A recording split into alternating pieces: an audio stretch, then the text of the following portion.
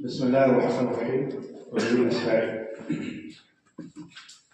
मेरे इंतहाई मुअज़्ज़ज़ असद इकराम सानी, मैं आपके बीच का ही एक तालिब इल्म हूँ और ऐसा नहीं है कि मैं आपको कुछ सिखाने की कोशिश करूँगा जो आप नहीं जानते हैं। आपके तजर्बात, आपका इल्म मुझसे ज़्यादा है। सिर्फ चीज़ों को हम तज़कीर करने की कोशिश करेंगे, जिसको कहा गया है फ़ज़क्किर फ़इन ज़िक्रा तनफ़उल मुमिनीन। आपके जो कुछ भी हम सीखते हैं, जो कुछ पढ़ते हैं, जो कुछ तजर्बात हासिल करते हैं, वो हमारे सब कॉन्शियस में चला जाता है, हमारे तहत शऊर लाशूर में चला जाता है। फिर हम उसको शऊर में लाने के लिए उसको रिमाइंड करने की कोशिश करते हैं और रिमाइंड करके हम उसको अपने अमल में, प्रैक्टिस में लाने की कोशिश करने के लिए इस तरह के टीचर्स ट्रेनिंग वर्कशॉप मुनक़िद किए जाते हैं, ताकि जो आज के ज़माने की मॉडर्न जो पेडागोजीज हैं, जो मेथडोलॉजीज हैं टीचिंग के, ये जैसा कि बताया अब्दुल्ला फारूक साहब ने कि हर फन के लिए आपको अप स्किल होना, आपको अपडेट होना जरूरी होता है। तभी आप मार्केट में, तभी आप जमाने में सर्वाइव कर पाएंगे, क्योंकि सर्वाइवल ऑफ द फिटेस्ट का जमाना है। जो जितना ज्यादा फिट होगा वो उतना ही ज्यादा सर्वाइव कर पाएगा अच्छे से। Same is the case with teaching profession. Teaching profession भी आपको अब स्किल होना मांगती है, आपको हमेशा अपडेट होना मांगती है कि किस तरह से मार्केट में, किस तरह से जमाने में चेंजेस आ रहे हैं, किस तरह की टेक्नोलॉजीज आ रही हैं, किस तरह की चीजें आ रही हैं, जिसके जरिए से हम अपने आप को स्किल करके, अपने आप को उनसे मुज़य्यन करके हम एक बेहतर टीचर के तौर पर, एक इफेक्टिव टीचर के तौर पर, एक हैप्पी टीचर के तौर पर अपना किरदार निभा सकते हैं। देखिए, पहले ज़माने में हमारा जो ट्रेडिशनल तरीका होता था वो वही होता था जिसको अभी उन्होंने बताया कि दो ही तरीके होते थे। पहले एक वही रहता था कि एक स्टूडेंट सेंट्रिक जो तरीका होता है, अच्छा ठीक, स्टूडेंट सेंट्रिक तरीका होता था। उसमें क्या आता है कि सब स्टूडेंट, उससे पहले का जो बात अगर हम करें तो टीचर सेंट्रिक जो तरीका है, उसमें हर चीज टीचर्स की, टीचर जो होता है वो मास्टर होता है। अब टीचर मास्टर नहीं होता है, टीचर इंस्ट्रक्टर होता है, वो इंस्ट्रक्ट करता है। एक टीचर मॉडरेटर होता है, वो मॉडरेट करता है। टीचर फैसिलिटेटर होता है, वो फैसिलिटेट करता है। अब टीचर मास्टर नहीं होता है कि जो बात उसने कह दी वो फाइनल और हतमी है। ये टीचिंग का तरीका पहले हुआ करता था। हम कोई बच्चा अगर क्वेश्चन के लिए आता था, क्वेश्चन करता था, मान लीजिए उसको इख्तिलाफ होता था, उसकी समझ में नहीं आता था, तो टीचर उसको डांट करके कहता था कि मैं कह रहा हूं तुमको समझ नहीं आ रही, तो तुमको मुझसे ज्यादा आता है। लेकिन ये तरीके कार पुराने हैं। आज के दौर में इस तरह के एटीट्यूड एक कामयाब टीचर के लिए जेब नहीं देते हैं। उसको स्पेस देना होगा डिस्कशन करने के लिए, बच्चों को अपने राय रखने के लिए। इस तरीके को हम क्या कहते हैं? स्टूडेंट सेंट्रिक तरीका कहते हैं, मेथड कहते हैं। इसमें क्या होता है कि स्टूडेंट पर फोकस होता है। इसमें टीचर क्या होता है, जैसा कि मैंने कहा कि वो फैसिलिटेट करता है डिस्कशन को, वो फैसिलिटेट करता है एजुकेशन प्रोसेस को, वो फैसिलिटेट करता है क्लासरूम को स्मूथली रन करने में। उसके बाद की उसकी जिम्मेदारी ये होती है कि बच्चे आपस में किस तरह से इंगेज होकर के, डिस्कस करके किस तरह से अपने लर्निंग प्रोसेस को बेटर वे में ले जा सकते हैं। ये स्टूडेंट सेंट्रिक तरीका होता है। एक टीचर के लिए बहुत सारी ऐसी स्किल्स हैं, बहुत सारी ऐसी क्वालिटीज हैं जो एक टीचर को हमेशा अपने उसको क्वालिटीज को उसको रखना चाहिए और उसको अपग्रेड करना चाहिए। उसमें से एक सबसे पहली स्किल जो है वो क्रिटिकल थिंकिंग की है। जो स्किल्स है, मेरे राइटिंग थोड़ा सा गड़बड़ है।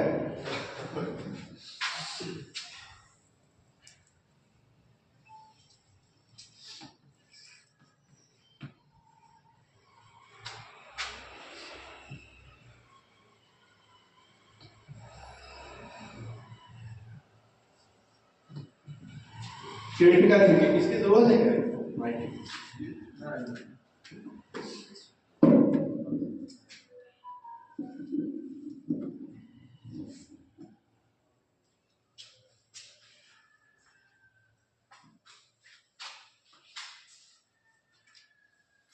एक क्लासरूम में क्रिटिकल थिंकिंग की क्या जरूरत है?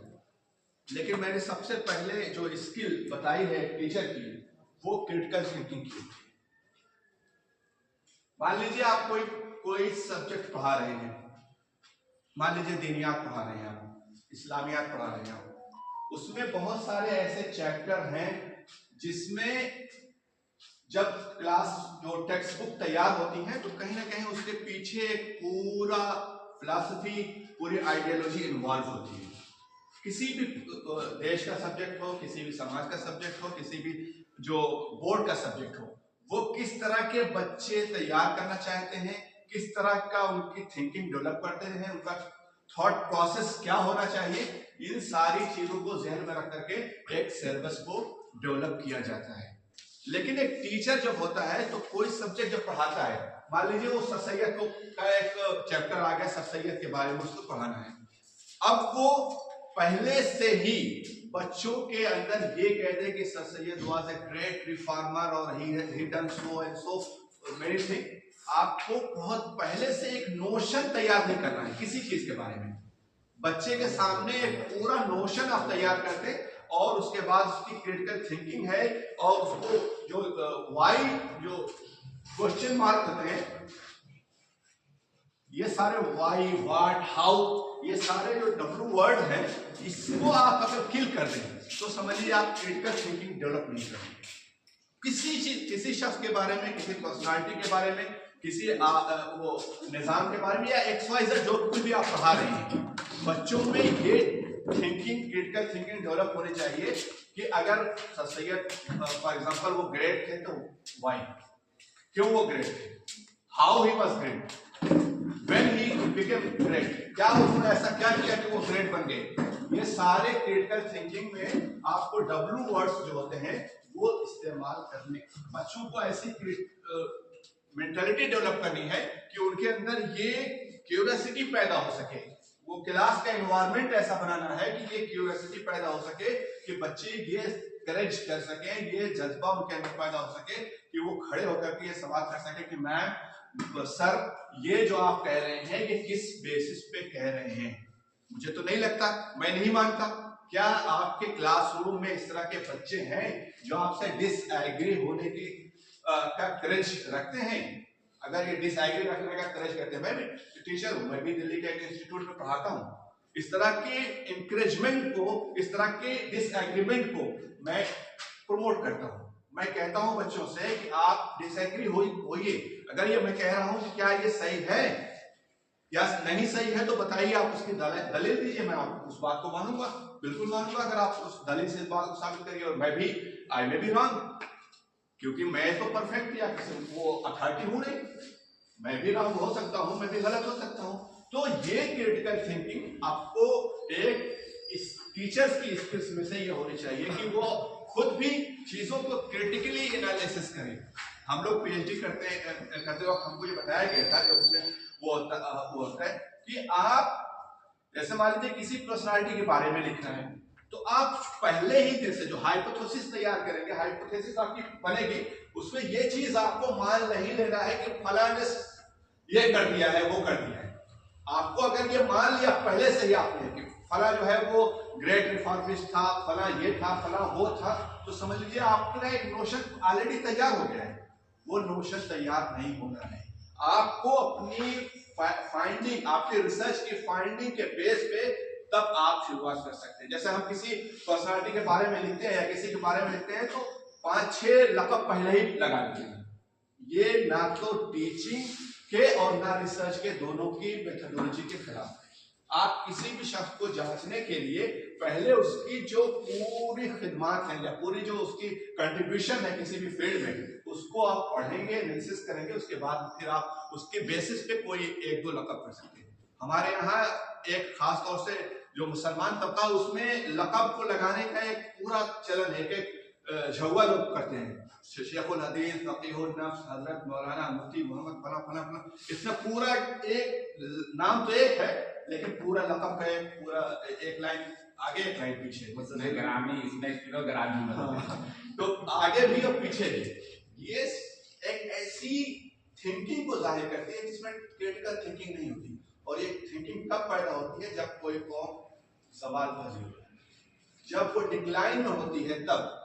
मैं बताता हूं आपको, मैं जेएनयू में पढ़ते हुए एक IIM अहमदाबाद का एक प्रोफेसर से मेरी मुलाकात हुई, एक डिस्कशन में उन्होंने जो है वो आए हुए थे। उसके बाद फिर मैंने उनसे कुछ पर्सनल सवाल किए। उन्होंने कहा कि जो है वो मैं अरबिक का स्टूडेंट था।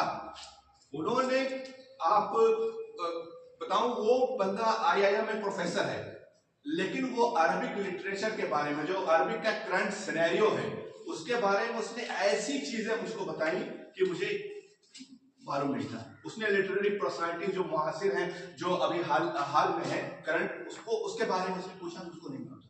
लेकिन जब मैं उसको सर कहता था तो वो कहता था, don't call me sir, I am just Matthew, not sir, I am not sir. मतलब उसको ये पसंद ही नहीं था। मैंने 2-3 बार कहा, यू आर प्रोफेसर, आपको कहने में कोई प्रॉब्लम नहीं होना चाहिए। उसने कहा, no Asim, I am just Matthew, not nothing else. तो ये मैं उस थिंकिंग की बात कर रहा हूँ कि वो बंदा है, IIM में प्रोफेसर भी है, और उसके बाद में अरबिक लिटरेचर के बारे में जितना उसका नॉलेज था, मैं उसके साथ कह सकता हूँ कि जो जितने भी अरबिक के प्रोफेसर हैं उनको भी शायद इल्म ना हो जितना उसको इल्म था। लेकिन उसका वो ये था कि उसने कहा कि नहीं। तो 4 बार हमारी फिर बात मेल के थ्रू भी हुई, उसमें भी एक आध बार मैंने लिख दिया। तो उसने कहा कि मैंने तुमको मना किया है, तुम मत लिखो। तो ये एक बात है, क्रिटिकल थिंकिंग अपने क्लासरूम में पैदा करने की कोशिश करिए, खुद भी और बच्चों के अंदर भी। ये बहुत बड़ी स्किल है टीचर्स के लिए। अगर इस थिंकिंग को आप डेवलप कर लेते हैं तो आपको एक ऐसा क्लासरूम मिलेगा जो हैप्पी होगा, आप सेटिस्फाइड होंगे, आप कॉन्फिडेंट होंगे, और जो आपका क्लास के जो बच्चे होंगे वो हैप्पी होंगे। आप ये सोचें कि बच्चे को चुप करा करके आप अच्छे उस्ताद बन सकते हैं, तो आप उसको अगर सेटिस्फाइड नहीं करेंगे तो आप वो जब तक बच्चे सेटिस्फाइड नहीं होंगे, आप बच्चों में जो क्यूरियोसिटी होती है सवाल करने की, आप देखिए ये क्या है, ये क्या है, ये क्या है, अगर ये है तो ऐसे कैसे है, ऐसे है तो ऐसे कैसे है। अब एक मेरा छोटा सा बच्चा है 4 साल का, उसने कहा कि जो है वो मैं उसको यू पढ़ा रहा, तो यू तो ऐसे लिखा जाता है, यू तो ऐसे लिखा जा रहा है। अब जब मैं उसको 3 लेटर जो पढ़ा रहा हूँ और यू भी बता रहा हूँ, तो वो कह रहा है कि अब्बा ये यू ऐसे है तो यू ऐसे कैसे हो गया। ये दोनों यू इसको भी पढ़ते हैं, यू इसको भी पढ़ते हैं। अब इस सवाल का जवाब बच्चों के लेवल पे जाकर के उनको समझाना। अब एम है, एम मैंने सब पढ़ा है कि एम ये है, लेकिन एम फिर एम भी एम ही है। इस तरह के बहुत सारे ऐसे वर्ड्स हैं जो एक वर्ड, अभी वो छोटा बच्चा है, अभी वो ABCD पढ़ रहा है, लेकिन उसको जब हम थोड़ा सा एक स्टेज आगे बढ़ाते हैं, 2 वर्ड 3 वर्ड वो पढ़ाने की कोशिश करते हैं, तो उसमें बच्चों का अगर क्रिटिकल थिंकिंग है, अगर उस बच्चे में क्यूरियोसिटी है सवाल करने की, तो वो सवाल करेगा कि ये यू है तो ये कैसे यू है, अगर ये एम है तो ये एम कैसे है। क्यों? दोनों को एम पढ़ाया था, इसमें तो 2 वर्ड है, एक का साउंड कुछ तो और होता है, फिर उस ए लगा हुआ है और एम भी लगा हुआ है, दोनों का साउंड सेम कैसे हो जाएगा। ये क्रिटिकल थिंकिंग बच्चों में पैदा करने की जरूरत होती है। तो ऐसे ऐसे सवालात आपके पास आएंगे कि आपको मजा आएगा।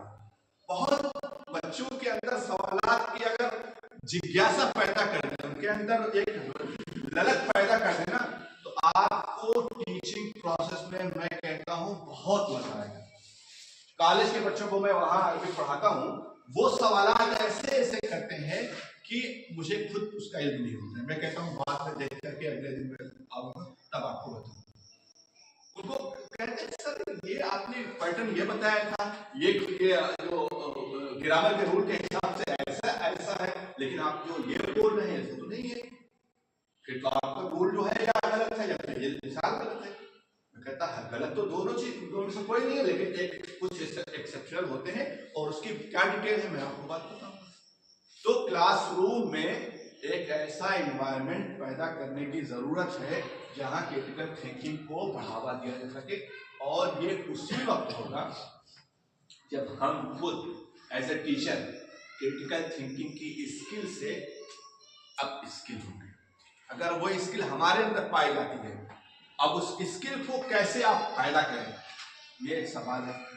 क्रिटिकल थिंकिंग को पैदा करने का ये होता है कि आपके जो बायसेस हैं, जिसको मैंने बताया, आपका बायस ये है कि आपका जो मान लीजिए जो मिसाल हमने दी थी वही उसी मिसाल को दीजिए। आपका ये बायस है कि सर सैयद एक बहुत बड़े रिफॉर्मिस्ट हैं, आपका ये बायस है, आपने ये इनहेरिटेंट में कहीं ना आपने विरासत में ये पढ़ा है, ये सुना है, ये जाना है कि वो एक बहुत बड़े रिफॉर्मिस्ट थे, ये आपका बायस है।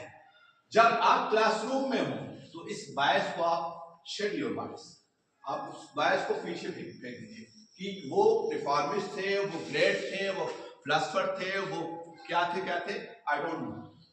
मुझे उनके उसके बारे में जब तक मैं सारी चीजों को एनालिसिस नहीं कर लेता, पढ़ने लेता, तब तक मैं उस चीज को नहीं मानता पहले से कि किसी के कहने से, किसी के सुनने से, लोगों से सुना है हमने इस वजह से हम करेंगे। ये अपने आप बायस को पहले दरकिनार करना होगा अगर क्रिटिकल थिंकिंग पैदा करनी है। अगर आप बायस होकर के किसी भी चीज को, किसी भी सब्जेक्ट को लेकर के आप आगे बढ़ेंगे तो क्रिटिकल थिंकिंग आपके अंदर न खुद पैदा होगी न आपके क्लासरूम में पैदा हो सकती है।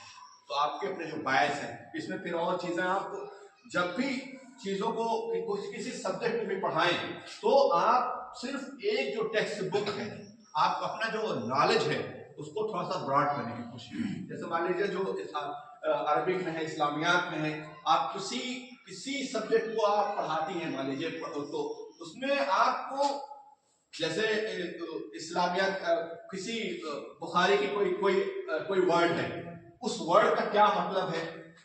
जैसे बुखारी की पहले हदीस वो है इन्नमल अमालु बिन्नियात, तो बिन्नियात में नियात से कैसे हम रिलेट करेंगे या इसकी तशरीह किस तरह से लोगों ने की है।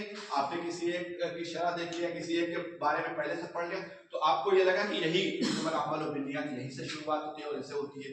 अब ये क्यों उन्होंने इमाम बुखारी ने इसको पहली हदीस क्यों बनाई है, आप इसको क्रिटिकली एनालिसिस कीजिए और उनको आपके क्वेश्चन मार्क कर सकती हैं। ये अथॉरिटी हमको है एज ए टीचर कि बुखारी ने ये जो इन्नमल अमाल बिन्नियात की पहली हदीस पहले की है, क्यों की है, मुझे लगता है कि गलत है, ये करना नहीं चाहिए था।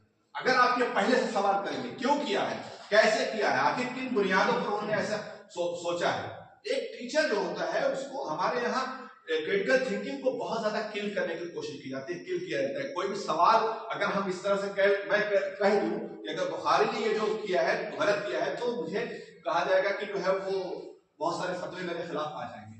लेकिन मुझे लगता है कि एक टीचर को हो सकता है बहुत सारी चीजें आप ऐलान ना करें, लेकिन आपके जहन में आपकी जो थिंकिंग है वो क्रिटिकल होनी चाहिए कि बुखारी ने ये जो पहली हदीस का बाब बांधा है और ये पहली हदीस सिद्ध की है, उसके पीछे आखिर वजह क्या है, क्यों दूसरी हदीस भी तो आ सकती थी, इस हदीस को क्यों।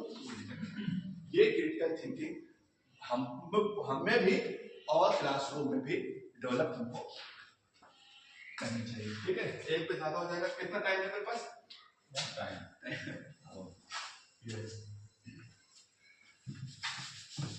अभी तो 5 साल बहुत बेसब्री से इंतजार कर रहे हैं।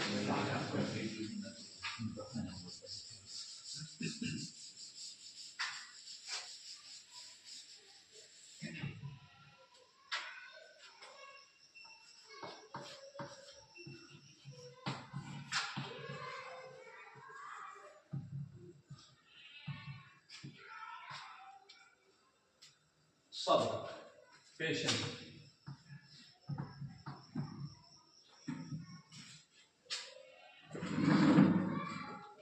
हमारे पास जो वसाइल वरना आज के दौर में हम लोग वहाँ दिल्ली में आते हैं तो वाइट स्मार्ट बोर्ड का यूज करते हैं, तो ये चाक का इस्तेमाल उसमें नहीं होता, उसमें इंटरेक्टिव वाइट स्मार्ट बोर्ड होता है, तो उसमें आप चीज़ों को कट करिए, वो लिखिए, वो करिए, तो उससे क्या होता है वो बहुत ही इफेक्टिव एक टूल है टीचिंग का।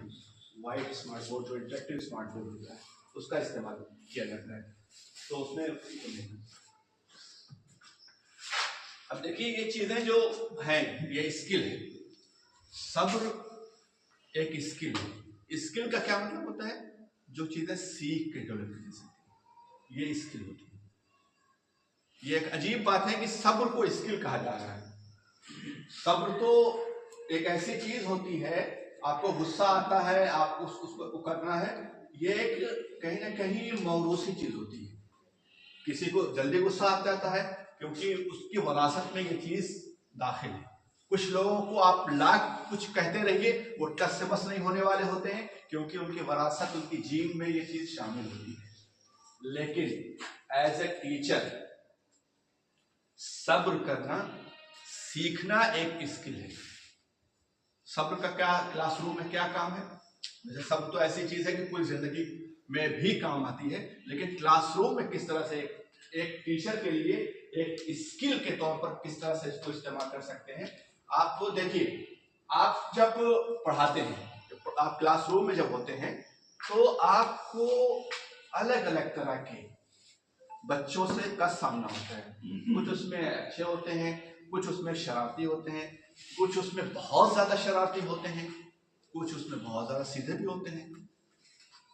आपको किस तरह से तमाम बच्चों को डील करना और उनके मिजाज के हिसाब से, मान लीजिए कोई बच्चा अगर कोई आपसे जो है वो ऐसा सवाल कर देता है कि आपको जो है वो कह देता है कि आपको कुछ आता ही नहीं। मान लीजिए इन केस आज के बच्चे कुछ भी कह सकते हैं और कहते हैं, उनका कोई जो है वो मायूब चीज नहीं होती है, तो आपको ऐसे मौके पर गुस्सा नहीं होता। आप उससे पूछिए कैसे आप कह रहे हैं, किन बुनियादों पर कह रहे हैं आप ये बात। चलिए मैं मान लेता हूँ कि मुझको नहीं आता है, लेकिन आपको आता है या आप ये बात कह रहे हैं। अब या पर्सनल अटैक अगर कोई बच्चा करता है, कह देगा अभी जुमा 4 दिन के हैं और जो है आकर के हमसे वो कह रहे हैं कि जो है वो कुछ नहीं आता आपको, गूगल बता नहीं गूगल देखिए एक थोड़ा सा इसमें वो कर लेंगे। इंफॉर्मेशन एक अलग चीज होती है।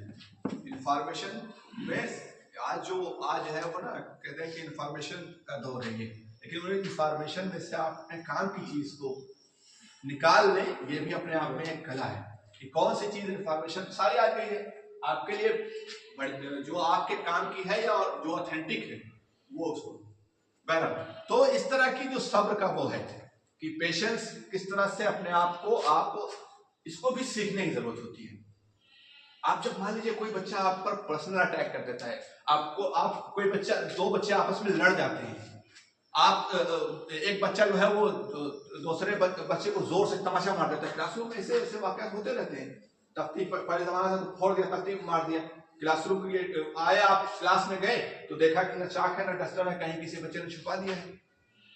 एक क्लासरूम को बहुत अच्छा ऐसा वाकया है, बच्चे टीचर्स जब आती थी तो जो है बहुत सारी गंदी गंदी तस्वीरें उस पर बनी हुई रहती थी। कुछ ऐसे वर्ड जो उनका निकनेम आपका होता है वो निकनेम लिखा होता है। हम लोग जब फरार पढ़ते थे तो एक उस्ताद को जब पढ़ने का मूड नहीं होता था तो उनके जो है पहले ही बोर्ड पे लिख देते थे जो हज्जाज बिन यूसुफ। अब वो हज्जाज बिन यूसुफ पे पूरा पीरियड चला गया। हज्जाज बिन यूसुफ पे वो पूरा एक दिन उनको गरियारे में गुजारते थे तो दूसरे दिन उनकी जो है बधा करने गुजारते थे। वो भी क्रिटिकल थिंकिंग का एक पार्ट होता था मेरा। वो अगर हज्जाज बिन यूसुफ पे बोलने लगता था, हज्जाज बिन यूसुफ को जिस दिन हम लोग को नहीं पढ़ना है बोर्ड पे लिख दिया हज्जाज बिन यूसुफ।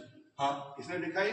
हज्जाज बिन यूसुफ। वो तो बहुत बड़ा सालिम था, उसने ये किया, इतने लोगों को मारा है, ये किया, वो ये किया, फलाने का। इतनी बुराइयां कि पूरे 45 मिनट उसकी बुराइयां करते रहते थे। फिर दूसरे दिन फिर लिख दिया हज्जाज बिन यूसुफ अगर नहीं होता तो हम यहाँ नहीं होते, क्योंकि उसने ये किया, उसने मोहम्मद बिन कासिम को भेजा, उसने कुरान पैराग्राफ लगाया, तुम अगर कुरान भी नहीं पढ़ सकते थे, ये कर सकते। उसकी पूरी मदह में पूरा 45 मिनट 2 सेशन वो इस तरह से करते थे। तो इस तरह के बच्चे भी होते हैं। आपको डाइवर्ट करने के लिए, आपको अपने उससे हटाने के लिए कुछ उनके पास टैक्टिक्स होती हैं बच्चों के पास, जिसको आप अच्छे तरीके से डील करना। आप जैसे मान लीजिए बच्चों ने कुछ लिख दिया है, आप उसको किस तरह से पॉजिटिव मोड दे करके उस बात को खत्म करने की आपका हुनर आना चाहिए। इस तरह के वाकयात पहले भी बहुत होते थे और थोड़ा सा और जो हायर एजुकेशन में जाते थे 6, 7, 8 फिर उसके बाद में और ऊपर, तो इस तरह की चीजें और का इनकाउंटर ज्यादा होता है। प्राइमरी में आमतौर से इस तरह के इनकाउंटर कम होते हैं वाकया से, लेकिन फिर भी जो लड़ाई झगड़े के हैं और बहुत सारी चीजों के हैं, उसमें आपको ये सब्र करना सीखना होगा। एक तमाम बच्चों के साथ आपको यकसा व्यवहार करना है। आप देखिए ये टीचिंग ऐसा एक है ना कि आपका जो असेसमेंट होगा वो यार्डस्टिक होता है उनका परफॉर्मेंस। बच्चे किस तरह से परफॉर्म करते हैं उसी वो माना जाएगा कि कितना टीचर कितना कामयाब है। और ये ऐसा नहीं है कि आप हर बच्चे को एक ही पैरामीटर से नापें और या एक ही तरीके मेथोडोलॉजी को यूज करें। एक ही पेडागोजी आप हर जगह अप्लाई नहीं कर सकते, क्योंकि एक बच्चा अगर कमजोर है तो दूसरा बच्चा थोड़ा तेज है, उससे और ज्यादा तेज है। तो किस तरह से एक ऐसा निजाम, ऐसा मेथोडोलॉजी यूज करना है जिसमें तमाम बच्चों को उनकी एबिलिटी के लिहाज से उनका हक दिया जा सके। टीचर्स के लिए जो है नॉलेज का इंक्रीज करना, कैसे करके एक थ्योरी आती है कि ऐसे होता है नॉलेज स्किल प्लस एबिलिटी। ये एक थ्योरी है जो टीचर के लिए कैसे करना, उनको नॉलेज को इंक्रीज करना, उनकी स्किल्स को डेवलप करना और उनकी एबिलिटी को इंप्रूव करना, ये लगातार जारी होना चाहिए। ये इस तरह की टीचर ट्रेनिंग जो होते हैं, ये वर्कशॉप या इस तरह की चीजें नहीं, बल्कि एक ऐसे रेगुलर, क्या इस सवाल से आगे बढ़कर के क्या टीचर ट्रेनिंग होनी चाहिए, इस सवाल का जवाब से आगे बढ़कर के टीचर ट्रेनिंग लगातार होनी चाहिए और उसका एक तसलसल होना चाहिए। और एक बाकायदा उसी बहुत सारे टीचर्स ट्रेनिंग के इंस्टीट्यूट हैं, जो एक अच्छा इंस्टीट्यूट है, उसका सिलेबस ऑनलाइन भी होता है, ऑफलाइन भी होता है। तो एक सिलेबस है, जैसे अलग अलग होता है। मुझे लगता है कि अलग अलग लोग जो आकर के करते हैं वो भी एक फायदेमंद चीज है, लेकिन बहरहाल एक ऐसा कोर्स भी होना चाहिए जो किसी इंस्टीट्यूट से या किसी ऐसे एक खास बंदे से ही किया जाए, ताकि वो अप्रोच वाइज, वो स्टेप बाय स्टेप जो उसका वो अप्रोच है, उस अप्रोच को एक साथ उसको समझा जा सके। अदरवाइज सबकी जाहिर सबकी थिंकिंग अलग होती है, सबका अंदाज अलग होता है। मैं कैसे कुछ बोलूंगा, किसी तरह से बोलूंगा, फुरकान साहब किसी तरह से बोलेंगे। बहरहाल ये चीजें हैं जो एक टीचर में बहुत जरूरी है, जो स्किल्स के तौर पर सीखने की चीजें हैं। जो मतलब ऐसा नहीं है कि नॉलेज तो आप पढ़ करके हैं, स्किल्स जो है वो आपको लगातार सीखने की जरूरत होती है कि किस तरह से आप इसको कंटिन्यूअसली डेवलप करें। स्किल्स को अगर इस स्किल को डेवलप करते हैं तो आप समझ लीजिए कि आप अपने आप को अप स्किल, टीचिंग एक ऐसा प्रोफेशन है जो 9 to 4 नहीं है। मतलब ये कि आप जब तक स्कूल में है तभी तक है आपकी वो, ऐसा नहीं है, बल्कि आपके पास बहुत सारे ऐसे होते हैं। मान लीजिए असेसमेंट का वो वक्त होता है, असाइनमेंट का जमाना होता है, या बच्चों का और कोई होमवर्क होता है, कुछ और चीजें होती हैं। एक ऐसा प्रोफेशन है जो आपको हमेशा इस क्लासरूम के बाद भी, आपके इस स्कूल के बाद भी आगे आपको करना रहता है। ठीक है, तो आपको जो बहुत सारे स्किल्स में, हालांकि मैंने 10-12 लिखी थी, लेकिन बहुत ज्यादा फोकस के साथ शायद बताइए क्योंकि आप मुख्तसर वक्त के लिए मिले। अरे आप मैं तो यही दोबारा जाऊँगा। क्यों नासिर भाई आप पूरा फुल टाइम लीजिए। नहीं अपनी बात पूरी तरह बेहतर कोई दिक्कत हर टीचर है 1 बजे तक जी, ऐसे मौके कम आते हैं ना, जब ये नेक्स्ट 100 में ही हो सकता है मिले यहाँ नहीं, एक चीज है बहुत जरूरी, कम्युनिकेशन स्किल।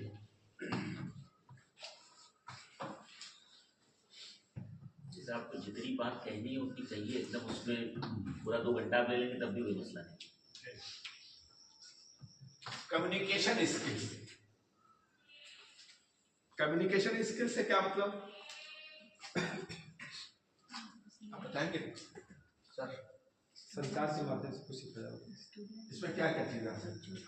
बेहतर होता कि इसे माइंड मत कीजिएगा, जैसे फीमेल टीचरों ने नोट पैड लिया हो, अगर आप लोग भी ले लेंगे तो बेहतर होगा। जो भी चीज़ें बताई जा रही है उससे नोट डाउन, क्योंकि देखिए चीज़ें याद नहीं रहती ना फिर। तो अगर आप लोग भी नोट करते चलेंगे, क्योंकि बीच बीच में भी आसिम भाई कुछ बोल रहे हैं, उन वाक़यात को नोट डाउन करते चलेंगे तो बेहतर होगा, अगर पॉसिबल हो सके तो। चलिए क्योंकि ट्रेनिंग्स का मजा तभी है ना, जैसे नहीं तो ऐसे तो ट्रेनिंग की तकलीफ की तरह रहेगी। ट्रेनिंग के नाम से तो बैठे नहीं थे। अच्छा ये है कि भाई है बातें आ जाएंगी, बहुत काम की चीज़ है ना। लेकिन वही ऐलान इधर भी किया गया था, काफी कदम लेके बैठे, तो सीखने की जो ललक है उसके ऊपर होता है। ये अगर पॉसिबल अरेंजमेंट हो सकता है तो ठीक है, नहीं तो सुनी हुई चीजें तो भूल ही इसमें से जो भी आप लोगों में से कोई अगर नोट डाउन अच्छा कर लेगा वही आप डिस्ट्रीब्यूट कर दीजिएगा, फोटोकॉपी कर। चलिए नोट कर रहे हैं, फिर आ जाएगी बातें। हाँ ठीक ठीक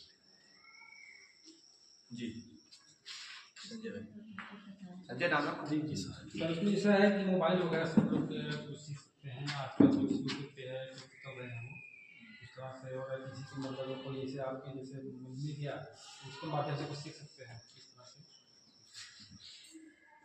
एक टीचर के लिए कम्युनिकेशन स्किल्स क्यों जरूरी है?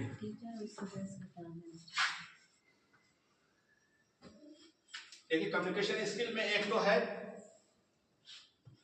फिजिकल, इसकी स्पेलिंग थोड़ा देख लीजिए। फिजिकल है, फिर वर्बल है, फिर रिटन।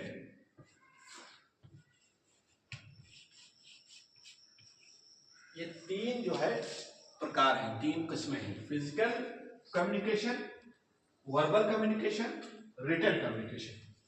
उसमें फिर जब कम्युनिकेशन जो मास कम्युनिकेशन पढ़ाया जाता है वो भी एक एज ए सब्जेक्ट एक हमने पढ़ा है, तो उसमें उसकी कैटेगराइजेशन अलग है, वो वर्बल है, नॉन वर्बल है, बहुत सारे उसकी जो है वो थेरीज हैं। लेकिन यहाँ एज ए टीचर को जो कम्युनिकेशन स्किल्स रिक्वायर्ड हैं या जो उसको चाहिए होती हैं, उसमें से तीन बहुत अहम है। फिजिकल, अब क्लासरूम में आप कैसे खड़े हैं, कैसे बैठे हैं, आपका पोस्चर क्या है, आपका हाथ कहाँ है, आप ऐसे करके खड़े हो जाते हैं क्लासरूम में। कोई क्लासरूम ऐसी वो जगह नहीं है कि आपको चौधराहट करनी है, आप इस तरह से, ये पोस्चर एक टीचर को जेब नहीं देता है। हाँ बताओ तुम लोग कैसे क्या कर, ये टीचर का आपको किस तरह से आपकी जो बॉडी लैंग्वेज है, आपकी फिजिकल जो पोस्चर है, वो भी क्लासरूम में मैटर करता है। आपको ये भी सीखना है, ये भी एज ए स्किल आपको ग्रहण करना है कि आपको क्लासरूम में खड़े होकर पढ़ाना है, बैठ के पढ़ाना है। बैठ के पढ़ाने का तो ज्यादा मतलब नहीं होता, हमारे यहाँ बैठ के पढ़ाते हैं, लेकिन बैठ करके आमतौर से नहीं पढ़ाना चाहिए। आप ज्यादातर यूज करिए कि खड़े होकर के बच्चों के साथ, ताकि टहल करके पढ़ाएंगे, ताकि हर बच्चा जो बैक बेंचर होते हैं उनको भी लगे कि हमको भी पढ़ाया जा रहा है। ऐसा ना हो कि पहले हम लोग यहीं जब पढ़ते थे इसी स्कूल में, तो पीछे वाले जो है अपना कुछ और कर रहे हैं, और जो है आगे वाले जो 2-4 बच्चे हैं वही हैं, उन्हीं को लग रहा है, बाकी वो अपनी नानी की खाने कहानी सुना रहे हैं, इससे कोई मतलब ही नहीं है। ऐसा आज के माहौल में पहले तो चल जाता था, तो हमको उस काबिल बनाते भी थे, उनका क्या चीजें थी वो चीजें हम नहीं करेंगे डिस्कस, वो अच्छा उनका जो भी था। बहरहाल आज के दौर में चूंकि बच्चे भी उसी लेवल के आ रहे हैं, तो हमको फिर उसी लेवल की तैयारी करनी पड़ेगी। हमको फिजिकल अपनी लैंग्वेज जो है, कम्युनिकेशन है, उसको भी सही करना है। फूल है साफ करना।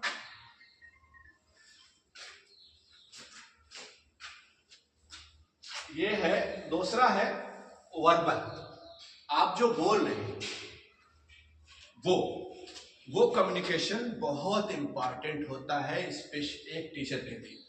वैसे कम्युनिकेशन स्किल्स तो आपकी लाइफ में कहीं भी किसी भी फील्ड में है, अगर आपके पास कम्युनिकेशन स्किल है तो आप अबाउट द क्राउड हो सकते हैं, एमंग द क्राउड में नहीं, मतलब क्राउड के बीच से ऊपर उठ करके आप सिर्फ कम्युनिकेशन स्किल आपकी अगर अच्छी हो तो आप एक नुमाया मुकाम हासिल कर सकते हैं। मोदी जी को देखिए, उनकी बहुत सारी खूबियों में से खूबी ये है, उनके मानी जाती है कि वो कम्युनिकेशन स्किल उनकी अच्छी है।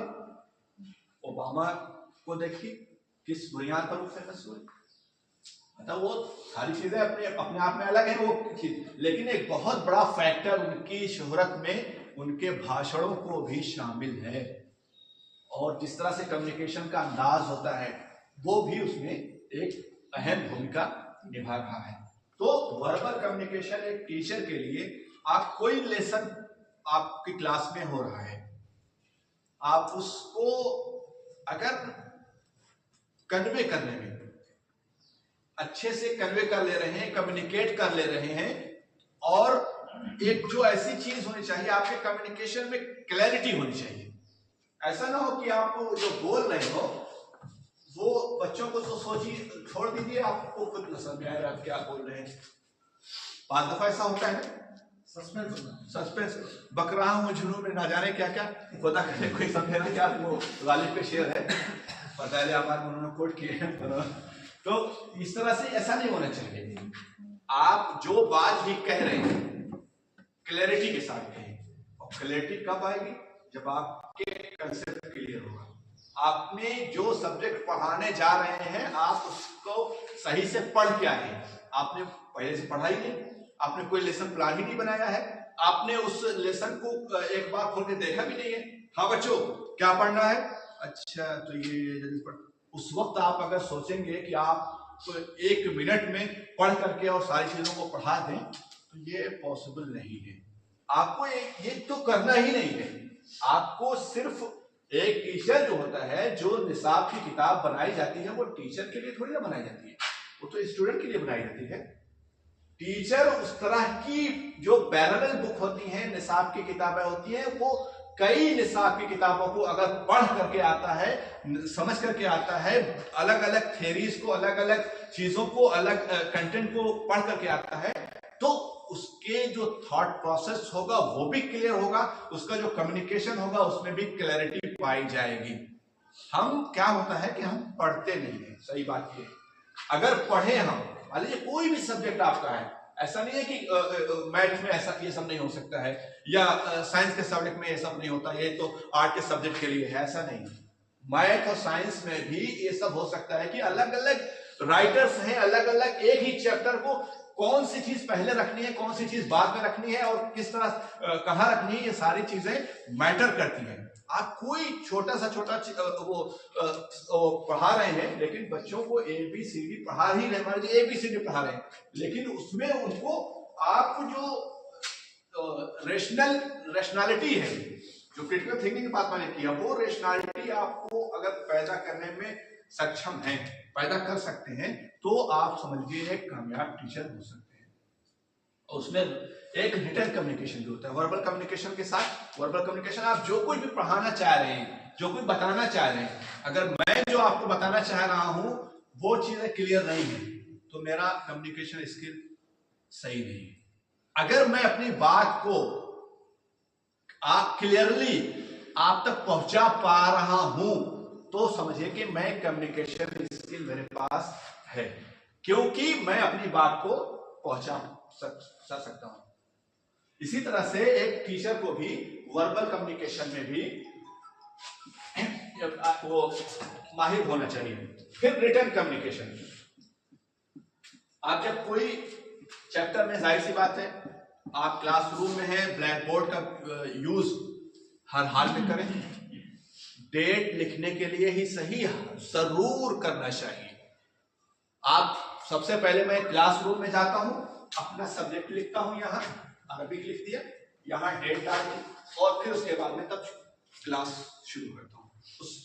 जाते हैं सलाम करने के बाद फौरन सबसे पहला काम, चाक उठाई मैंने या तो स्केच उठाया और अपना सब्जेक्ट और डेट लिखी।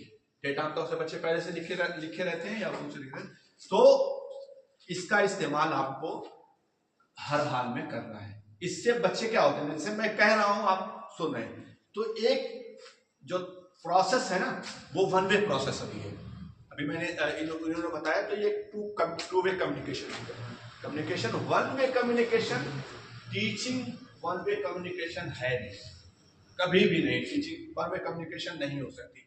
अगर वन वे कम्युनिकेशन है, टीचर बोल रहा है, बच्चे सिर्फ और सिर्फ सुन रहे हैं, तो समझिए ये एक सक्सेसफुल क्लासरूम नहीं है।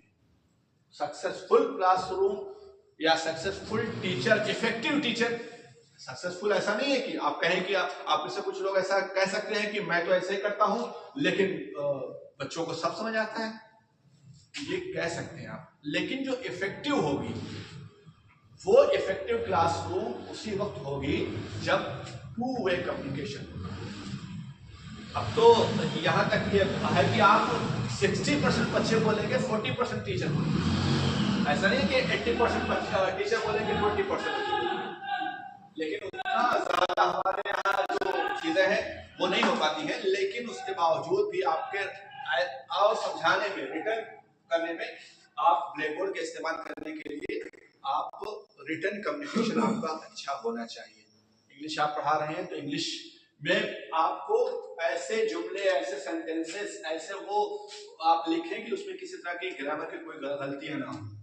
आप अरबिक पढ़ा रहे हैं तो अरबिक में ऐसे सेंटेंस वो लिखिए, बच्चों को बताइए जिसमें वो रोजमर्रा की जिंदगी में इस्तेमाल कर सके। या XYZ जो भी आपकी ये ऐसी चीजें हैं कि depend on the actual situation of classroom की एक्चुअल सिचुएशन क्या है उसके पर कर सकता है। इस तरह से कोई प्रेडिक्ट नहीं कर सकता। अलग अलग क्लासरूम में अलग अलग तरह की सिचुएशन आ सकती हैं, आ जाती हैं। उन सिचुएशन को स्मूथली हैंडल करने का तरीका एक सक्सेसफुल टीचर कर सकता है। चाहे जिस तरह की सिचुएशन आती है, बहुत तरह की सिचुएशन आ जाती हैं और उनको स्मूथली आपको वो करना है। तो आपकी जो कम्युनिकेशन स्किल में ये है फिजिकल, ये भी आपका गेस्चर पोस्चर कैसा होना चाहिए वो भी इंपॉर्टेंट होता है।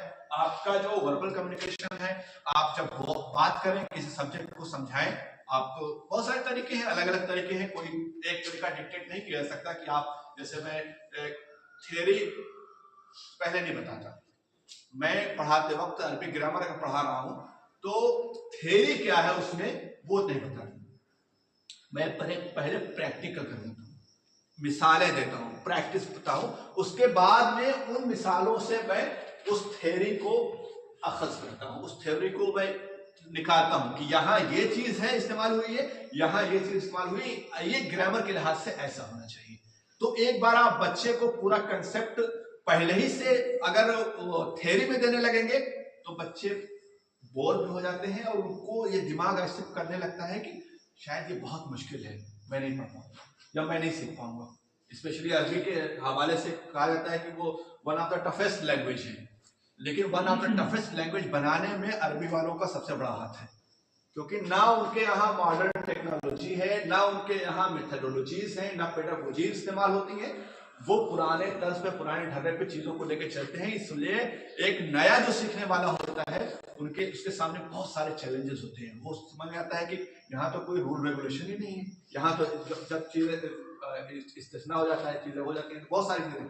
तो हम अगर पहले प्रैक्टिकल चीजों को कर लें, कोई लैंग्वेज पढ़ा रहे हैं, कोई समाज शास्त्र पढ़ा रहे हैं, इस तरह की जो भी आप मैथ पढ़ा रहे हैं, मैथमेटिक्स में कोई चीज पढ़ा रहे हैं, तो आप पहले मिसाल दे दीजिए, पहले एग्जाम्पल दे दीजिए बच्चों को, और फिर उस एग्जाम्पल से क्या रूल बन रहा है उस रूल को बना दीजिए, बता दीजिए। पहला सबका अपना अपना तरीका हो सकता है, मैंने बताया कि सबका अपना अपना तरीका हो सकता है, इसमें किसी तरह का कोई कुछ हो नहीं सकता, लेकिन चीजें ज्यादा स्मूथली इस तरह से समझ में आती है। और मैं इस जो मेथडोलॉजी है उसका इस्तेमाल करता हूँ। मैं पहले थ्योरी नहीं बताता बच्चों को, पहले उनको मिसालों के जरिए प्रैक्टिकल बताता हूँ, उसके बाद उससे क्या थ्योरी निकलती है वो सारी चीजें मैं बताता हूँ।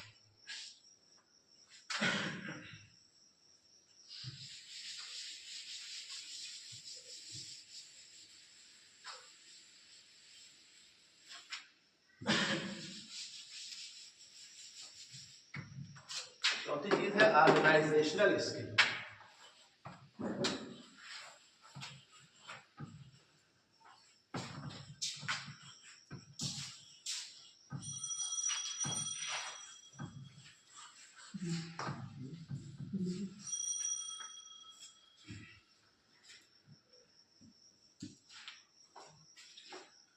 ऑर्गेनाइजेशनल स्किल एक इफेक्टिव क्लासरूम के लिए एक ऑर्गेनाइजेशन, आपके पास ऑर्गेनाइजेशनल स्किल होना बहुत जरूरी है। ऑर्गेनाइजेशनल स्किल क्या है? जैसे मान लीजिए बच्चों के पास के क्लासरूम में एक दिक्कत छोटे बच्चों में खास तौर से अक्सर आती है, इस सीट पे मैं बैठूंगा, इस सीट पे तुम नहीं बैठोगे। वो आकर के कहेंगे नहीं आज मैं इस सीट पे बैठूंगा, आज वो आकर के और उसी पे लड़ाई शुरू हो जाती है। तो इस चीज को आप अपने ऑर्गेनाइजेशनल स्किल से किस तरह से डील करें, ये एक टीचर के लिए बहुत इंपॉर्टेंट होता है कि वो ऐसे चीजों को सुलझा, ऐसे उस मामले को सुलझा दे कि वो इशू ही न रहे। क्योंकि ये एक मिसाल मैंने दी है, इस तरह की बहुत सारी मिसालें। मान लीजिए आपने जो है वो हमारे यहाँ एक क्लासरूम में इस तरह के भी होना चाहिए, आप ग्रुप बना दीजिए बच्चों का। 25 बच्चे आपके क्लास में हैं तो 5 ग्रुप बना दीजिए, A B C D E। उस 5 ग्रुप में से एक एक उसका मॉनिटर बना दीजिए। उसका उस मॉनिटर के अंदर आप एक ऐसे बच्चे को बनाएंगे जिसके अंदर ऑर्गेनाइजेशनल स्किल हो।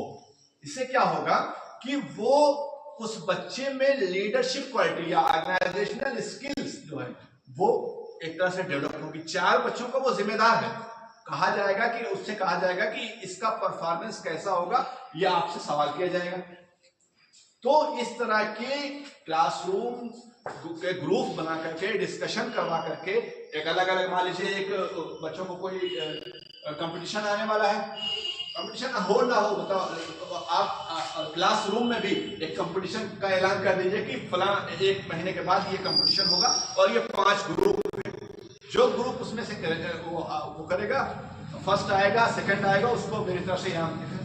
आपका इनाम देखिए, बहुत टीचर्स, मैं ये नहीं कह रहा हूं कि आप जो है वो कहेंगे कि आप तनख्वाह हमारी इतनी है कि हम तनख्वाह जो है वो बांटते फिरेंगे, तो ऐसे कैसे होगा।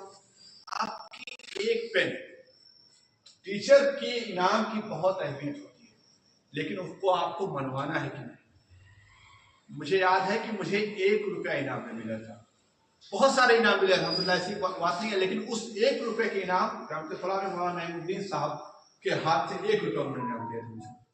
एक शेर उन्होंने पूछा था, कोई क्लास में नहीं बता पाया था, मैंने बताया था, उन्होंने कहा 1 रुपये। लेकिन वो चीज शायद मुझे लगता है कि ज्यादा मुझे बहुत सारे इनाम मिले हैं, लेकिन उस इनाम को मैं जब सोचता हूँ तो लगता है कि हाँ यार, उन्होंने उनका 1 रुपया वो बहुत अहम था। तो टीचर इस तरह के इंकरेजमेंट के जरिए से छोटी छोटी चीजों को, आप एक पेन इनाम दे दीजिए, इस तरह से कोई ऐसा वो कर दीजिए जिसमें बहुत सारा आपका खर्च होने की वो नहीं है, लेकिन इससे बच्चों के ऊपर यकीन मानिए बहुत अच्छा असर पड़ता है।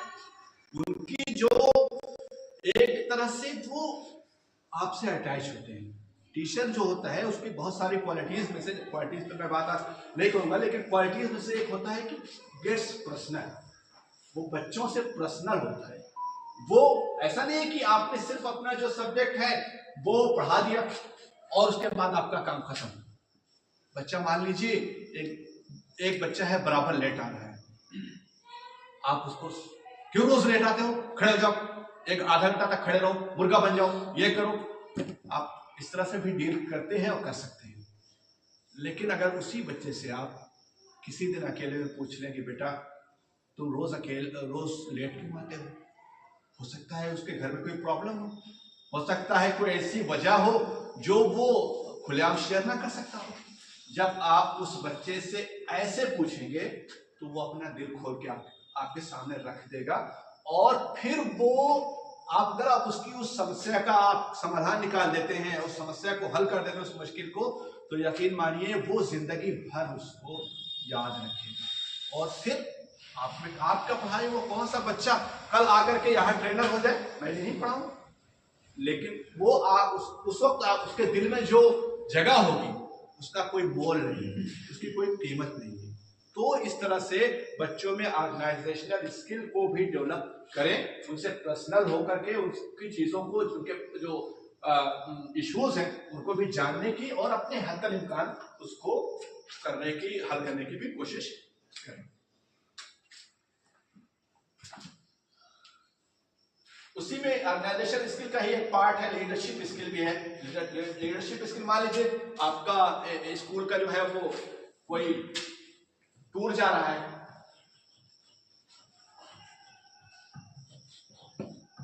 आप अक्सर देखते होंगे, मान लीजिए टूर जा रहा है या कोई ऐसा प्रोग्राम, एनुअल प्रोग्राम हो रहा है, कुछ बच्चों की ऐसे मौके पर लीडरशिप क्वालिटी उभर कर सामने आती है।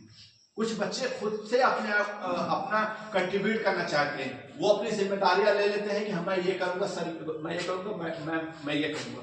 इस तरह से इस ऐसे बच्चों की लीडरशिप क्वालिटीज को जानने की जरूरत है। और एक टीचर में भी इस तरह की, एक टूर जा रहा है मान लीजिए, तो हम टीचर की बात कर रहे हैं, असल में टीचर ट्रेनिंग जो है ना, एक बात तो मैं आपको ट्रेन कर रहा हूं, ऐसा नहीं कि मैं स्टूडेंट से मुखातब नहीं हूं, मैं स्टूडेंट से भी मुखातब हूं, क्योंकि ये चीजें अगर आपके थ्रू स्टूडेंट तक जाती हैं तो इसके इम्पैक्ट हजारों स्टूडेंट्स पर भी होंगे आने वालों में। अगर कोई ऐसी चीज मैंने बताई जो आपने इसको अडॉप्ट कर ली, तो आपकी जिंदगी में न जाने कितने हजार स्टूडेंट आएंगे और वो उन पर उसके असरात होंगे।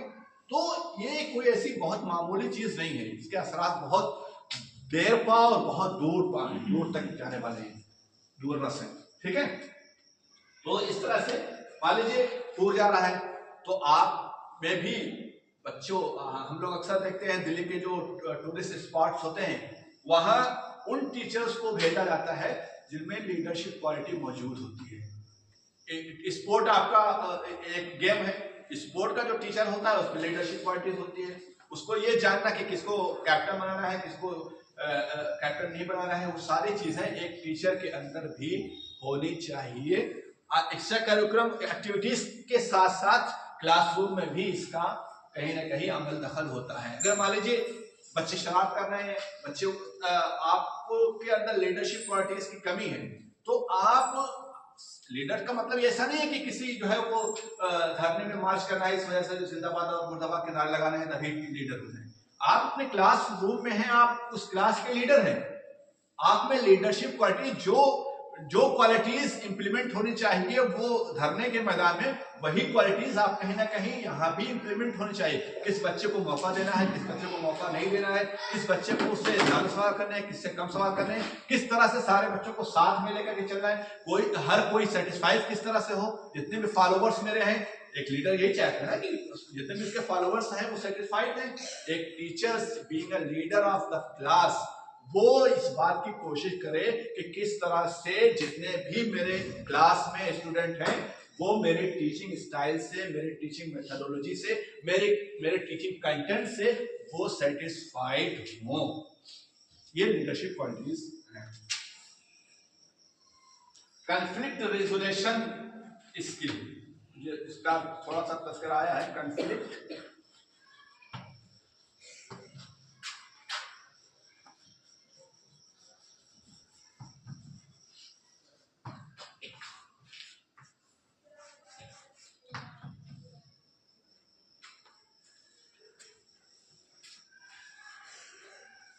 वही बच्चों में आपस में मतभेद होता है, इख्तिलाफ राय भी होता है और लड़ाई भी होती है।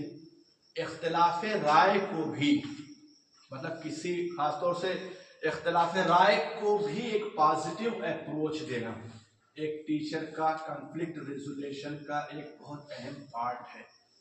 मान लीजिए मैं मिसाल देता हूं आप लोगों का, इस्लाम में चार अइम्मा के मतलब आमतौर से फॉलोअर्स हैं या इसके अलावा भी हैं। एक नमाज में लोग, एक बहुत बड़ा इशू हमारे समाज में है कि रफ़ैदन करे न करे, जोर से आमीन कहे न कहे, ये एक कॉन्फ्लिक्ट है, एक कॉन्फ्लिक्ट का इशू है। लेकिन एक टीचर जब इन चीजों को पढ़ाए तो इस कॉन्फ्लिक्ट को किस तरह से सॉल्व करे। एक इसी का मिसाल दीजिए, हमीदुल्लाह पैरिस साहब एक और बड़े राइटर, उन्होंने कहा, इसका एक मिसाल है। मान लीजिए ये सारी चीजें जो हैं, जो जुज़ियात में इख्तिलाफ हैं, वो एक इसका आगे है। उन्होंने कहा कि ऐसा क्यों है कि पूरी दुनिया में मुसलमान एक तरह से नमाज नहीं पढ़ते हैं। कोई नमाज हाथ उठा के पढ़ता है, और छोटी छोटी चीजें हैं, कोई रफ़ैदन करता है, कोई नहीं करता है, कोई जोर से आमीन कहता है, कोई आमीन नहीं करता है। यहाँ की बहुत सारे लोग हैं इमाम मालिक के मानने वाले, वो हाथ छोड़ के नमाज पढ़ते हैं, लोग हाथ बांधते ही नहीं, उनका मसला ही नहीं कि यहाँ बांधे कि यहाँ बांधे। ऐसा क्यों नहीं होता? ये एक कॉन्फ्लिक्ट का इशू है, लेकिन उसका रेजोल्यूशन के तौर पर एक मिसाल ये हो सकती है कि चूंकि अल्लाह के रसूल सल्लल्लाहु अलैहि वसल्लम ने इन तमाम तरीकों से नमाज पढ़ी है और अल्लाह ताला ये चाहता था कि मेरा महबूब किसी वजह से या कभी भी अगर किसी अमल को किया है तो रहती दुनिया तक वो अमल बाकी कैसे रहे, इसलिए उसने अलग अलग तरीके से अलग अलग लोगों ने अलग अलग आराम को अपना लिया है और अल्लाह के रसूल सल्लल्लाहु अलैहि वसल्लम का हर अमल क़यामत तक के लिए एक नमूने के तौर पर देखा जाता है। एक सिंपल सी बात है, ये एक ऐसा कोई मैटर नहीं है जिसके लिए लड़ा जाए। कॉन्फ्लिक्ट रेजोल्यूशन का ये एक तरीका हो सकता है। मान लीजिए किसी बात पर किसी उस पर जो है वो बच्चों में लड़ाई हो गई है, आप उसको एज ए अपॉर्चुनिटी किस तरह से लें। कॉन्फ्लिक्ट हो जाना बच्चों में ये एक अपॉर्चुनिटी होनी चाहिए टीचर के लिए। मतलब अगर उस अपॉर्चुनिटी को, उस कॉन्फ्लिक्ट की जो है जो चीज है यानी जो वजह है, उस वजह को जान करके किस तरह से उसको एक पॉजिटिव रंग देना है, ये कॉन्फ्लिक्ट रेजोल्यूशन स्किल के तौर पर एक टीचर में बहुत अच्छी क्वालिटीज होनी चाहिए। कोई झगड़ा हो जाता है बच्चों में, तो झगड़ा होना ये बच्चों में आम बात है। इसके लिए आप दोनों को मार करके अगर अपनी पिलहर कर दें, ये एक भी रेजोल्यूशन का एक तरीका, ट्रेडिशनल तरीका हो सकता है। लेकिन उस आम तो अब उसको लड़ाई को किस तरह से एक अपॉर्चुनिटी में, मान लीजिए दो बच्चे लड़ रहे हैं, आपने एक रस्सी लाई और बच्चों को दे दिया, भाई लोग सब खींचो। उसके बाद फिर वही जो एक कहानी है, उसी कहानी की बेस पे मैं फौरन अभी मेरे जहन में आई तो मैं बता रहा हूँ, उसको जो है अलग अलग रस्सियों को आपने कर दिया और बच्चों को कहा तोड़ देने के लिए, बच्चों ने तोड़ दिया। एक है ना कहानी, इस रेजोल्यूशन आपने कहा कि देखो जब वो रस्सियां आपस में गुथी हुई थी, आपस में एक थी, तो तुम सारे मिलकर के उसको नहीं कर सकते थे, लेकिन जब वो अलग अलग हो गई तो वो आसानी से टूट गई। तो कोई भी कॉन्फ्लिक्ट का सबब हो, क्या वजह है, किस वजह से होगी, उस वजह को जान करके उसको एक पॉजिटिव टर्न दे देना एक बेहतरीन टीचर का काम होता है। तो इस स्किल को भी हमको सीखने की, कॉन्शियसली सीखने की जरूरत होती है। ये चीजें ऐसी होती हैं, जो स्किल्स बता रहा हूं मैं, ये आपको बाकायदा एक्वायर करनी है, लर्न करनी है, आपको इसको कॉन्शियसली सीखने की जरूरत है। अगर इन स्किल्स को आप सीखते हैं तो जो एक अच्छे टीचर की स्किल्स होनी चाहिए, उसमें आप अपने आप को बेटर कर पाएंगे। टाइम मैनेजमेंट स्किल भी एक बहुत अहम चीज है टीचर के लिए।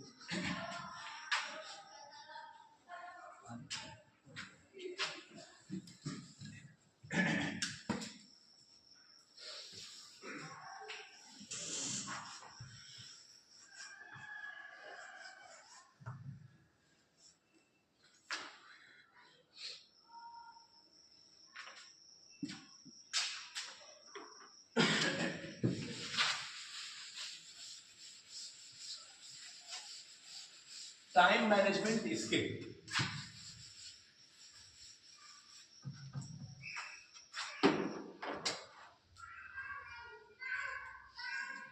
टाइम मैनेजमेंट स्किल में किस तरह से बहुत जरूरी है।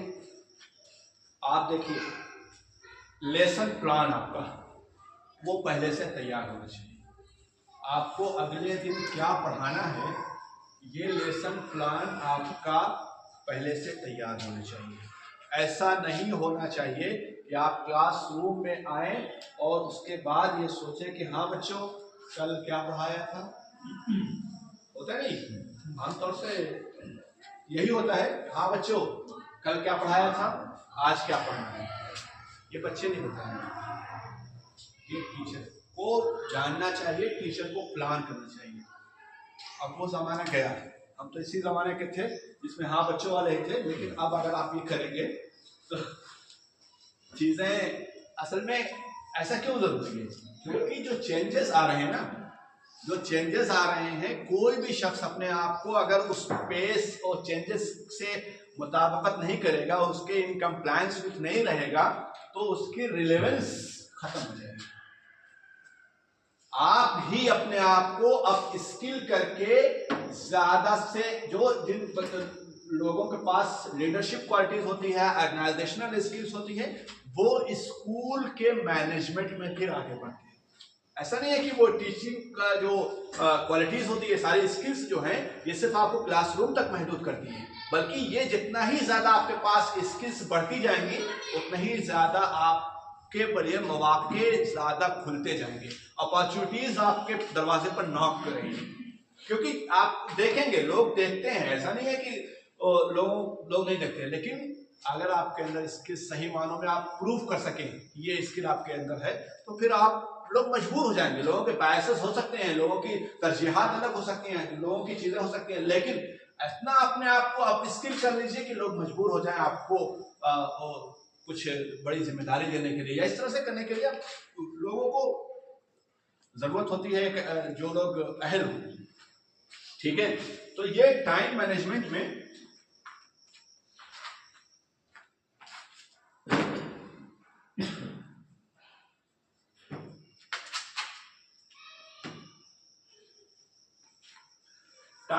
मतलब लेसन प्लान आपका पहले से तैयार होना चाहिए।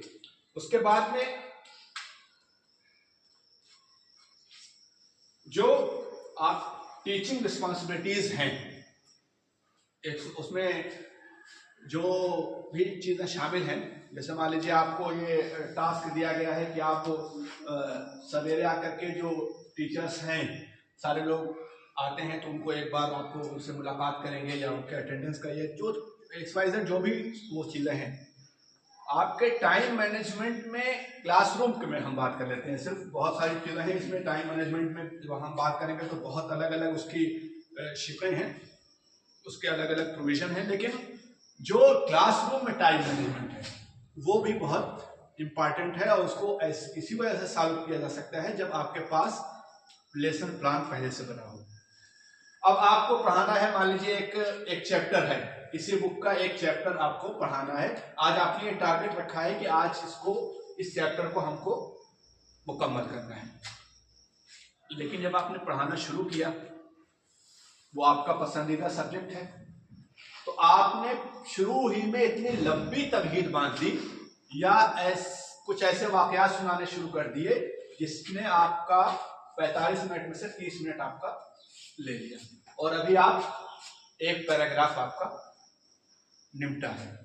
अब 15 मिनट में आप ये सोचें कि जितने बकिया पैराग्राफ हैं जल्दी जल्दी बच्चों को आप पढ़ा करके उसको समेट लें, क्योंकि आपका टारगेट था कि आज इस सब्जेक्ट या इस लेसन को पूरा करना है।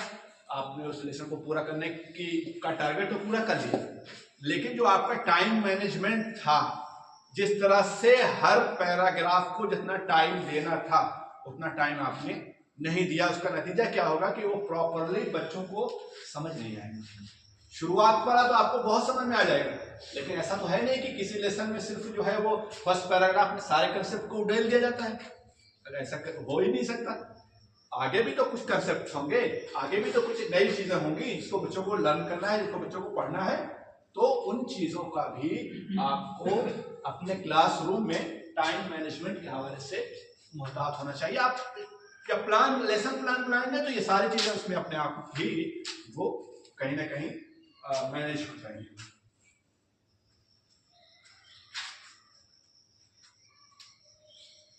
इसमें एक चीज ये है, कंप्यूटर स्किल्स।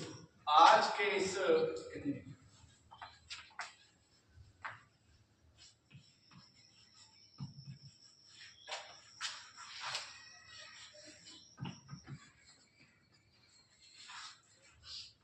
ये कंप्यूटर के टीचर के लिए स्किल नहीं है, हर टीचर के लिए, हर टीचर के लिए आज के जमाने में कंप्यूटर स्किल्स आना जरूरी है। अगर आप कंप्यूटर स्किल्स, उसमें सारी चीजें हैं जो कंप्यूटर स्किल में ऐसा नहीं कि सिर्फ जो है वो कंप्यूटर को ऑन करना ऑफ करना, जो है MS वर्ड और MS एक्सेल, MS ऑफिस, ये सारी चीज़ें भी उसमें शामिल हैं। और आज के दौर की जो टेक्नोलॉजी रिलेटेड चीज़ें हैं कहीं ना कहीं वो भी उसमें शामिल है। तो एक टीचर को अपने आप को अपडेट करने की ज़रूरत है। इंटरवली लर्निंग जो होता है ना, ये एक बाकायदा US वगैरह में एक इनिशिएटिव है। हमारे जाने वाले हैं, उन्होंने एक बाकायदा इसका एक इंस्टीट्यूट खोल रखा है कि जो अबाउट 60 हैं उनको किस तरह से आज की टेक्नोलॉजी से वो इक्विप्ड किया जा सके, उसका एक इनिशिएटिव है। और जिस दिन उन्होंने ये इनिशिएटिव लॉन्च किया, कह रहे हैं कि विथिन 24 आवर मोर देन 60% लोगों ने उसमें बाकायदा फीस दे करके ज्वाइन किया। तो ये इल्डरली एजुकेशन का एक इनिशिएटिव है। जब वो लोग इस चीज को 60+ होकर के कंप्यूटर कैसे चलाना है, मोबाइल कैसे देखना है, यूट्यूब कैसे चलाना है, उसमें यूट्यूब का बेहतर इस्तेमाल कैसे करना है, फेसबुक और जो है आपका इंस्टाग्राम पे किस तरह की चीजें आपके लिए मुफीद हो सकती हैं, उसमें टाइम मैनेजमेंट कैसे हो सकता है, ये सारी चीजें भी आपको एज ए टीचर जाननी है। और फिर उसके असरात, आपको जो पॉजिटिव असरात हैं वो क्लासरूम तक ले जाने हैं, नेगेटिव नहीं। पॉजिटिव असरात जो हैं उसको आपके अपने क्लासरूम तक ले जानी है। तो आज की इस कंप्यूटर स्किल से आप बात कर सकते हैं कि जो मॉडर्न टेक्नोलॉजीज हैं उससे अपने आप को इक्विप होना, उससे अपने आप को मुज़य्यन करना एक टीचर के लिए बहुत ज़रूरी है। अप टू डेट होना मॉडर्न टेक्नोलॉजी के लिहाज से एक ज़रूरत। ये कोई ऐसा पेशा नहीं है जो है वो मुअल्लिमी, एक ऐसा प्रोफेशन है टीचिंग जिसको नबवी प्रोफेशन कहा जाता है ना। जो नेशन बिल्डर है, तो नेशन बिल्डिंग का काम इतना आसान नहीं है कि आपको इस पेशे को अगर हमने चुना है तो उसके बहुत सारे, जितना अजीम पेशा है उसकी उतनी ही अजीम रिस्पॉन्सिबिलिटीज हैं, उतनी ही जिम्मेदारियां भी हैं उसकी।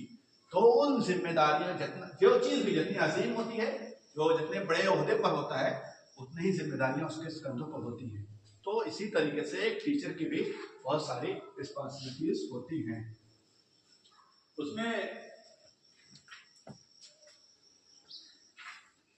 क्वालिटीज पे मैं बात नहीं करूंगा, क्वालिटीज पे कुछ अभी फुरकान भाई आपके सामने हो सकता है बात रखें। मैं आपको 2-3-5 कंसेप्ट हैं टीचिंग के, वो बता दूं। स्किल्स, स्किल्स को, हाँ, जब स्किल्स ट्रांसफर हो जाएंगी तो क्वालिटी ऑटोमेटिक बिकम्स क्वालिटी।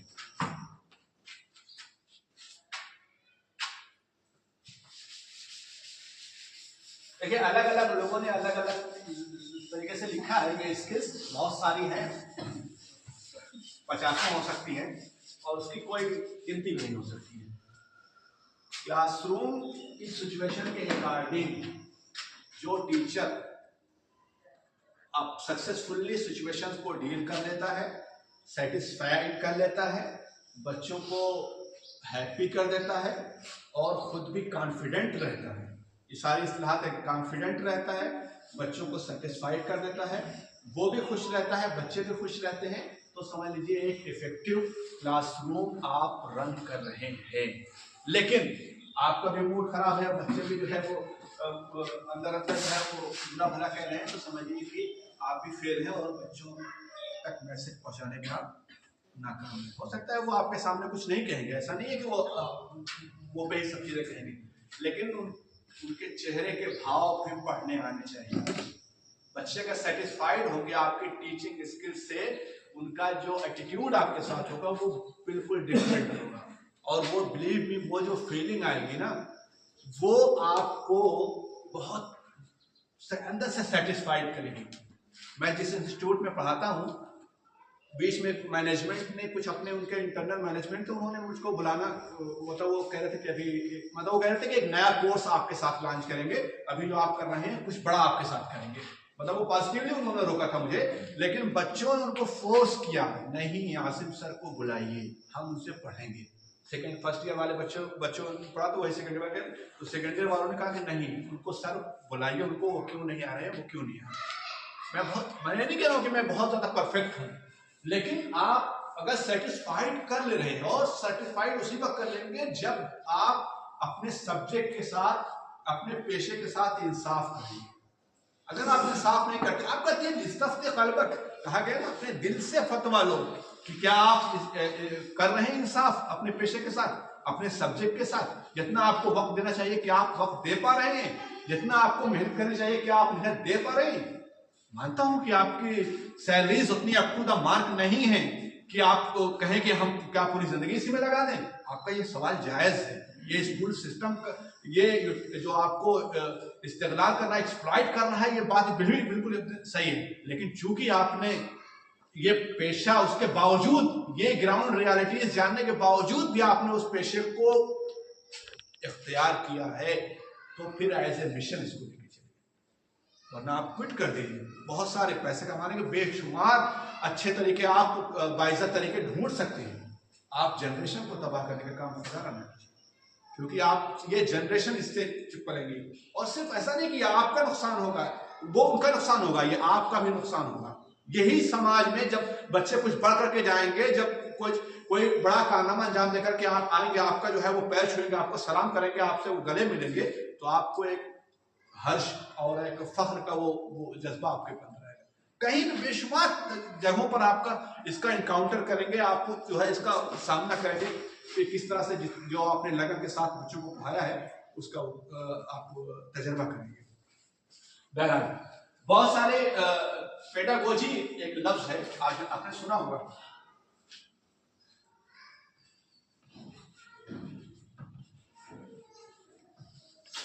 थोड़ा मैं आराम कर लूं, आप कोई और बता दीजिए पेडागोजी क्या होती है। आप में से कोई बताएगा?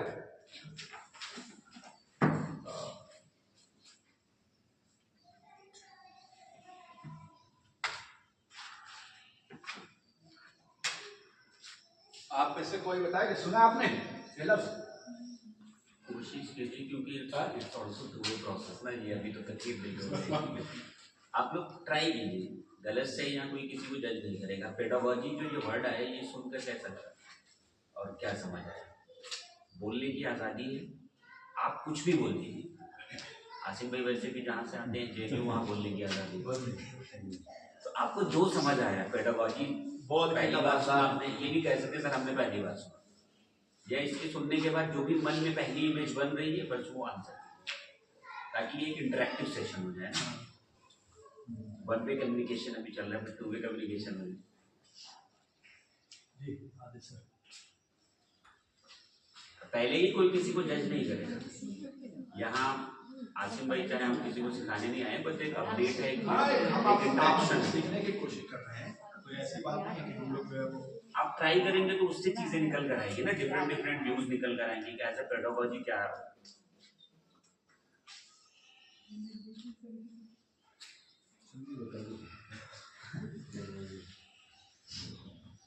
पहली बार सुना गया बस। आप ट्रेनर जो आते हैं हिंदी वो है ना, हिंदी का इस्तेमाल ऐसा होता ये है। भी एक हो सकते हैं चीजें। ट्रेनर जो है हाँ, इसका तो वो पेडागोजी ही यूज करते हैं, चाहे कोई भी ट्रेनर हो, पेडागोजी को तो पेडागोजी यूज करेगा ना। मुझे नहीं लगता कि वो ट्रेनर चाहे जहाँ का भी हो, क्योंकि इस वर्ड को ज्यादातर यही यूज करते हैं mostly.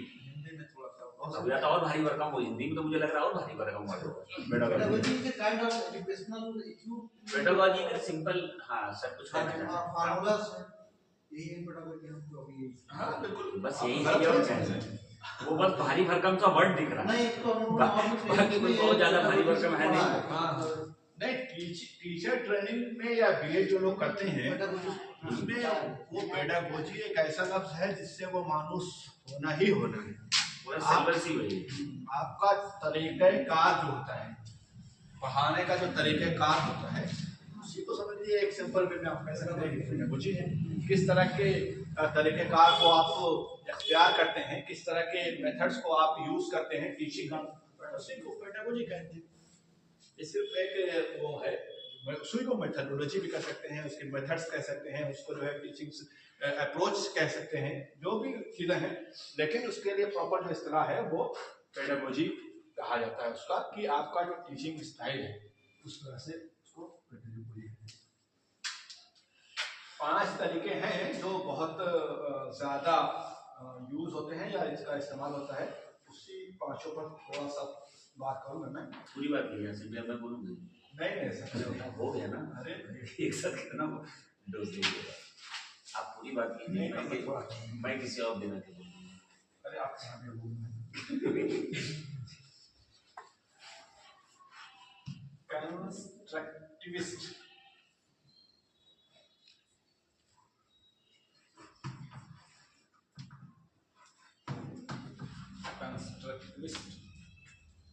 Constructivist approach.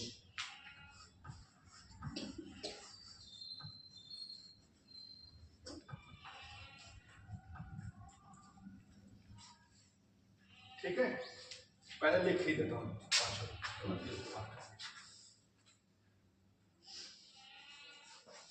Collaborative approach,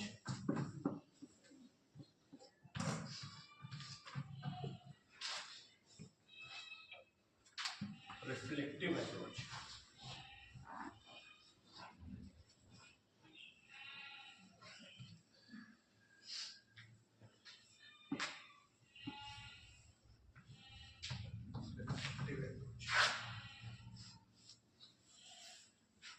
integrative approach,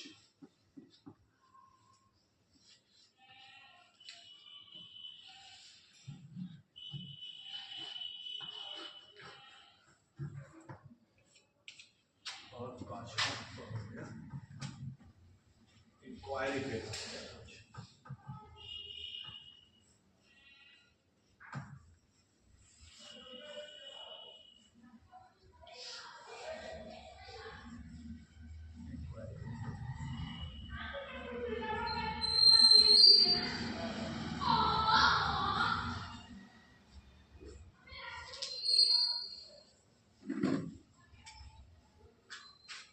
ठीक है, पहला ये है कंस्ट्रक्टिव अप्रोच। कंस्ट्रक्टिविस्ट कहते हैं एक ऐसा माहौल जिसमें जो लर्नर होता है, जो स्टूडेंट होता है, वो अपने आप उस माहौल को कंस्ट्रक्ट करता है जिसमें उसको पढ़ना होता है। इसका तरीका कार्य होता है, जो ट्रेडिशनल तरीका होता है उसमें क्या होता है, ये प्रोवाइड एक्यूरेट आंसर। जो जैसे मान लीजिए किसी बच्चे ने सवाल किया, आपने उसका एक्यूरेट आंसर दे दिया, लेकिन जो कंस्ट्रक्टिविस्ट अप्रोच होता है वो डिस्कशन और डिबेट को इंकरेज करता है। आप किसी सवाल के जवाब का एक्यूरेट जवाब देने की जरूरत नहीं है। मतलब ये कि जो मैथ में है वो तो 2 + 2 4 ही होगा, उसमें किसी डिबेट की गुंजाइश नहीं है। लेकिन जो सोशल साइंस के सब्जेक्ट हैं या और जो सब्जेक्ट हैं उसमें डिबेट और डिस्कशन की गुंजाइश होती है, डिस्कशन और आइडियाज का इंकरेज करता है। ये कंस्ट्रक्टिव अप्रोच होता है। वो एक लर्नर का एक अपना इस तरह के, ऐसा नहीं है, देखिए मैं पहले क्लियर कर दूं कि ऐसा नहीं है कि ये चीजें ऐसी हैं जिसका आप इस्तेमाल नहीं करते हैं। कहीं ना कहीं आप उसका इस्तेमाल भी करते हैं। हो सकता है इन इस्तेलाह से, जो पेडागोजी की इस्तेलाह आप नहीं जानते, लेकिन उसका बाकायदा आप सालों से उसको कर रहे हैं, बरत रहे हैं।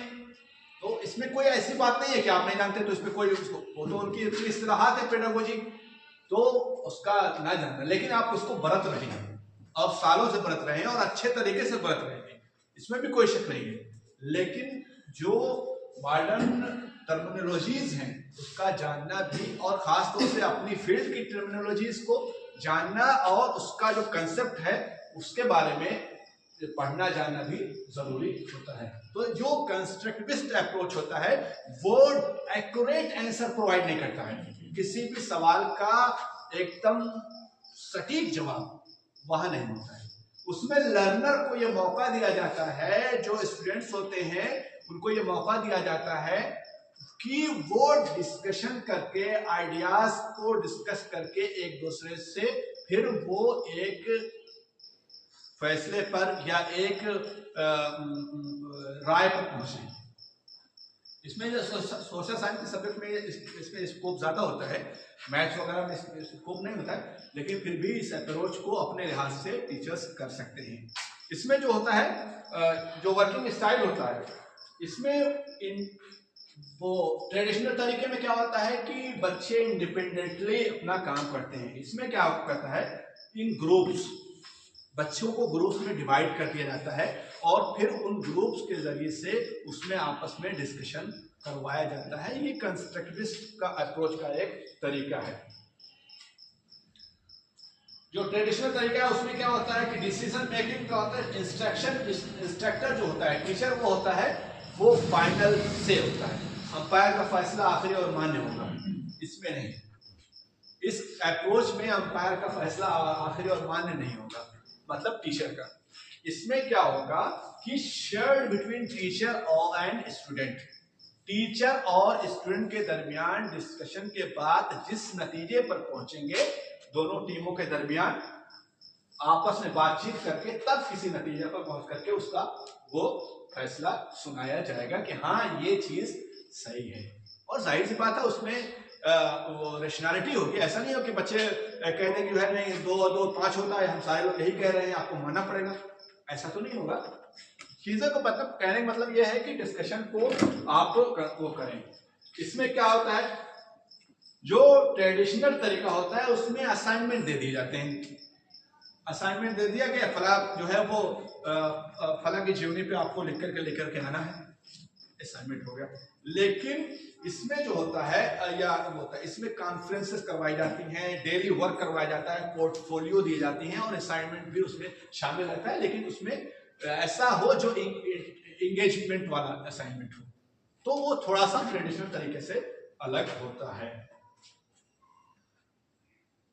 इसमें जो मटेरियल्स होते हैं, स्टडी मटेरियल्स होते हैं, workbook, worksheet and basic readers, जो ट्रेडिशनल तरीके में। लेकिन इसमें क्या होता है, रियल वर्ल्ड होता है, बुक्स होती हैं, सिनेरियोस होते हैं, जर्नल्स। आपने सिनेरियो दे दिया बच्चों को, एक सिनेरियो आपने, मान लीजिए आपको बच्चों को भूकंप के बारे में बताना है, तो आप एक ऐसा सिनेरियो क्रिएट करिए कि किस तरह से बच्चों को ड्रिल करवा करके, बहुत सारी जगहों पर, बहुत सारे स्कूलों में इस तरह से करवाया जाता है और बहुत वो ऐसी होती है, तो ड्रिल करवा करके, मॉक जो वो टेस्ट करवाते हैं, जो मॉक करवा करके बच्चों को ये सिनेरियो क्रिएट करके बताना है कि ये चीजें किस तरह से होती है।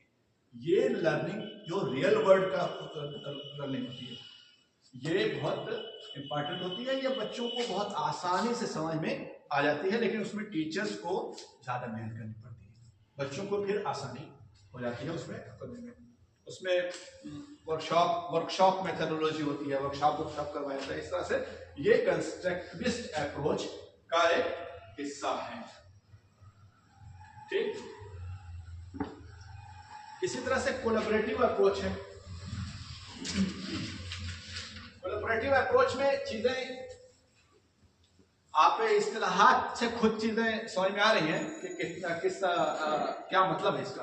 आपस में कोलैबोरेशन करके आप जो टीचर्स और लर्नर का जो इंस्ट्रक्टर है, वो अब टीचर और स्टूडेंट की इस्तिलाह का भी इस्तेमाल होती है, जो उसमें इंस्ट्रक्टर हो गया, लर्नर हो गया।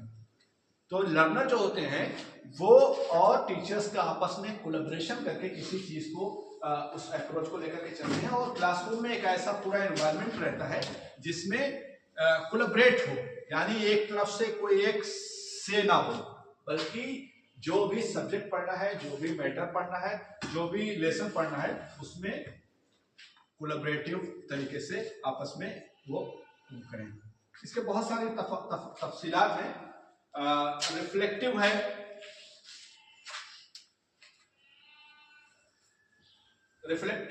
फिर इंटीग्रेटिव है। रिफ्लेक्टिव में रिफ्लेक्शन होना चाहिए कि आप क्या पढ़ रहे हैं और क्या पढ़ा रहे हैं।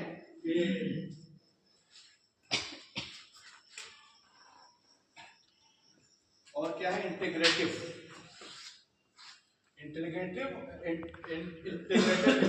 वही इंटीग्रेटिव है। इंटीग्रेटेड से मतलब आपस में आप अगर इन चीजों को जो कंसेप्ट है, इस कंसेप्ट के लिहाज से अगर आप वो करेंगे तो थोड़ा सा, चूंकि इस्तिलाहात ऐसी हैं और उसके पीछे पूरा एक कंसेप्ट है, उसमें बहुत सारी चीजें, बहुत सारी डिटेल्स हैं, लेकिन इसको एग्जांपल्स के थ्रू अगर हम इसको समझेंगे तो हम आसानी से समझ सकते हैं। इसमें जो 5 अप्रोचेस मैंने बताए, कंस्ट्रक्टिविस्ट अप्रोच है, कोलैबोरेटिव है, रिफ्लेक्टिव है, इंटीग्रेटिव है और इंक्वायरी बेस्ड अप्रोच है।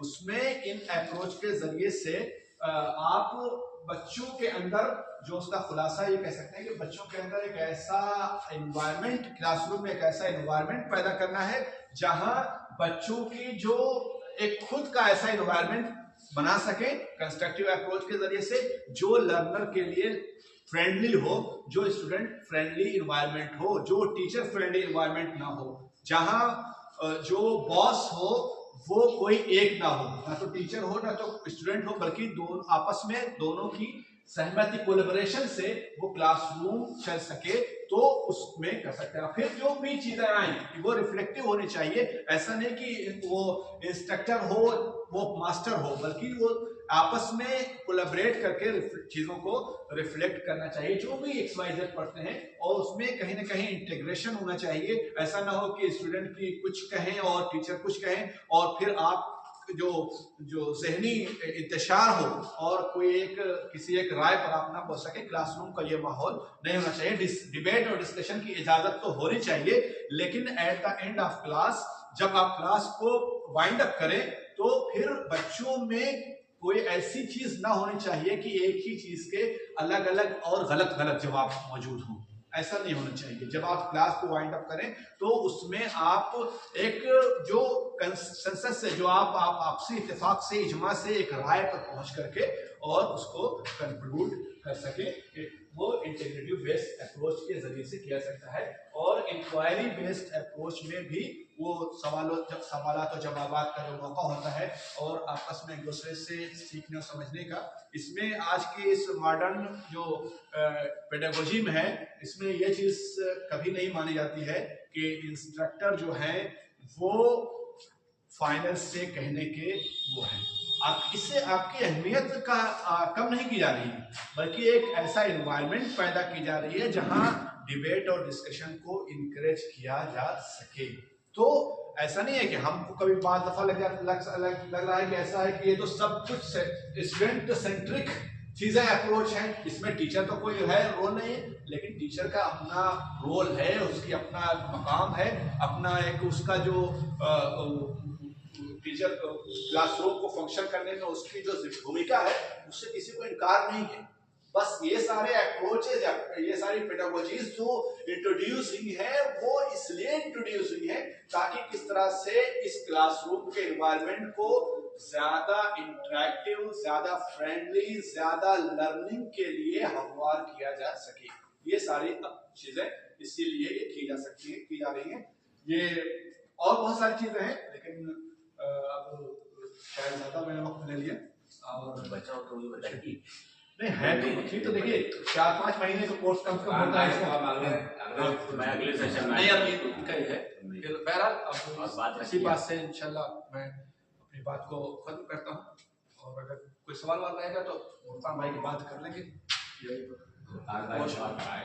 नहीं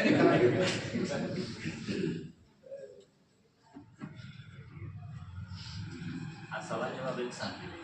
मैं होता तो मुझे एक बजे नंबर पर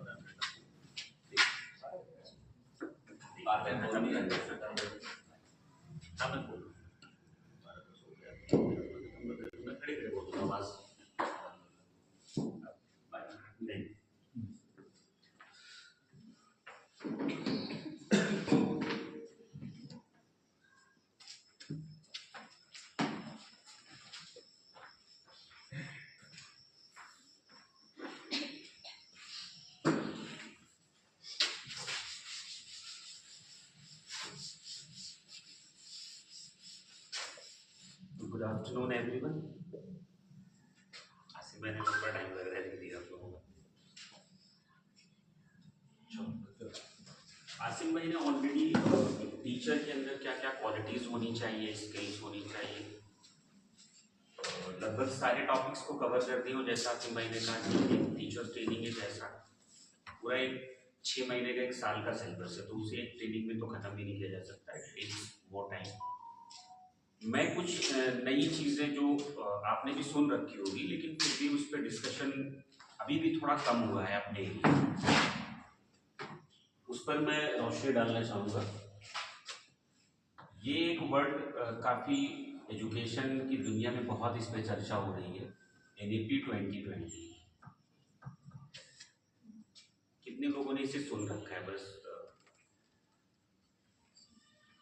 NEP 2020 के बारे में कितने लोगों ने सुना? नई राष्ट्रीय शिक्षा नीति के बारे में तो बातचीत हो रही है ना कि पढ़ाई लिखाई में बदलाव होने वाला है, तो यहाँ ऐसे होगा, तो ग्रेजुएशन से ये चेंज करेंगे, ऐसा चेंज करेंगे, ये सब हल्का फुल्का तो पता ही होगा। तो NEP 2020 वही है कि सरकार को ये लगा कि हमें अब जितनी भी बातें आसिम भाई बता रहे थे, ये कहीं ना कहीं इसका समावेश और इसमें ये आ रहा है कि गवर्नमेंट अब ये जिन चीज़ों में अपडेट कर रही है, जैसे अप स्किल होना ज़रूरी है, उसी तरीके से भारत का जो एजुकेशन सिस्टम था वो काफ़ी पुराना था, मतलब उसमें अपडेट की ज़रूरत थी। तो गवर्नमेंट को ये लगा कि अब इसे अपडेट करना चाहिए, तो उन्होंने 2020 में नेशनल एजुकेशन पॉलिसी लेकर है। उसमें जो चेंजेस हुए हैं, जैसे पहले वाला जो हमारा सिस्टम था वो 10+2 वाला था, है ना। अब क्या किया गया है कि 5+3+3 और +4 वाला सिस्टम आ गया। कितना लगभग हर जगहों पर चर्चा हुई कि ये 5+3+3+4, तो ये मैथमेटिक्स के जो टीचर होंगे, कोई कैलकुलेशन के लिए नहीं किया गया है। जैसा आसिम भाई ने बताया ना कि हर चीज़ के पीछे इंटेलेक्चुअल्स लगते हैं, बहुत बड़े माइंड जो इंडिया के हैं, और फिर वर्ल्ड लेवल के लोगों को भी लगाया गया होगा, फिर जाकर ये फॉर्मूला तैयार हुआ है कि क्यों 5+3+3+4 ही किया गया। वो तो ये भी किया जा सकता था, यहाँ 10+2 था, 8+4 कर देते, है ना। इसके पीछे पूरा एक लॉजिक है, और गवर्नमेंट वो हर स्टेज पे क्या चाह रही है, इस वजह से वो ये इसका कैटेगराइज किया गया है कि इस स्टेज को, जैसे जो पहला वाला स्टेज है जो 5 है, वो है foundational stage.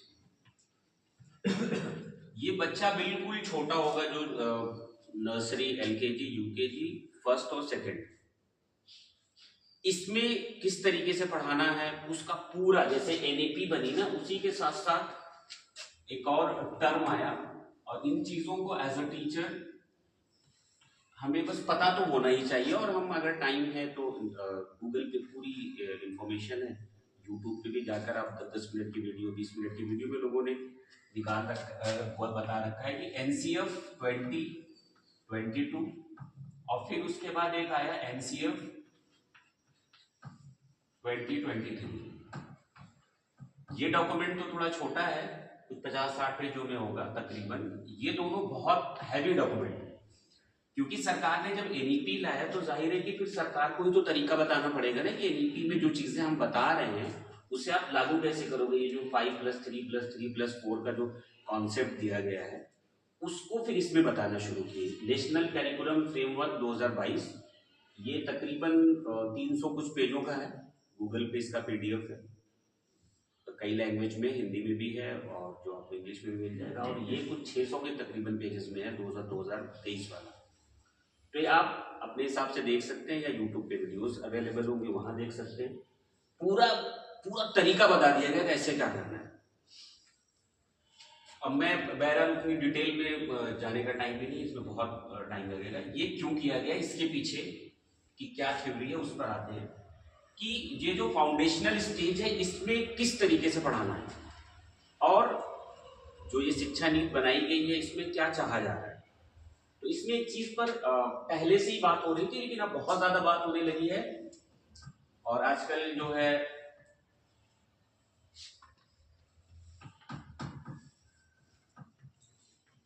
Activity based learning, इस पे जो हमारा एरिया है वो मार्केटिंग टूल की तरह बस इस चीज को ले रहा है कि वो अलग अलग चीजों की वीडियो बन रही है, और काफी सारे स्कूल्स अपने सोशल मीडिया प्लेटफॉर्म्स पे उसको लगा रहे हैं। लेकिन गवर्नमेंट ने कहा है कि इनको मतलब खेल खेल में सिखाना है, जो फाउंडेशनल स्टेज है उसमें लैंग्वेज को, न्यूमेरिसी और लैंग्वेज, ये दो काम है, तो उसको एक्टिविटी बेस्ड लर्निंग, ताकि बच्चों को मजा आए। जैसे अभी NEP में एक बात ये हो रही है कि 10 बैगलेस डेज लाए जाएं स्कूलों में, और ये सब होना है। आज हो 10 साल बाद हो, होना हर जगह पर कि 10 दिन ऐसा रहेगा कि बच्चे बैगलेस आएंगे स्कूल। उसी तरीके से एक्टिविटी, हम जो छोटे बच्चे उन्हें एक्टिविटी बेस्ड लर्निंग, उन्हें डिफरेंट डिफरेंट एक्टिविटीज कराकर उन्हें सिखाना है।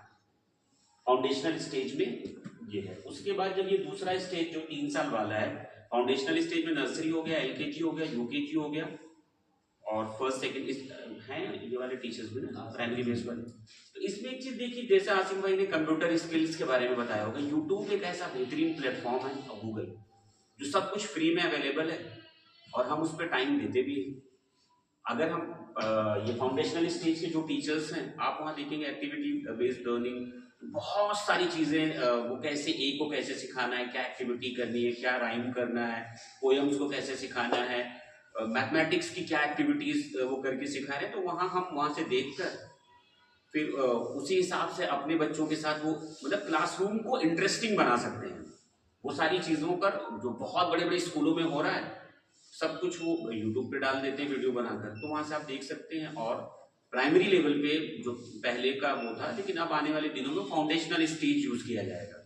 अभी तो प्राइमरी अभी भी यूज़ हो रहा है, लेकिन जब जैसे जैसे नई शिक्षा नीति आएगी तो फाउंडेशनल स्टेज को उसी तरीके से वो बताया जाएगा, भाई फाउंडेशनल स्टेज है, पहला 5 साल बच्चा वहीं रहेगा, उसको एक्टिविटी बेस्ड लर्निंग कराएं।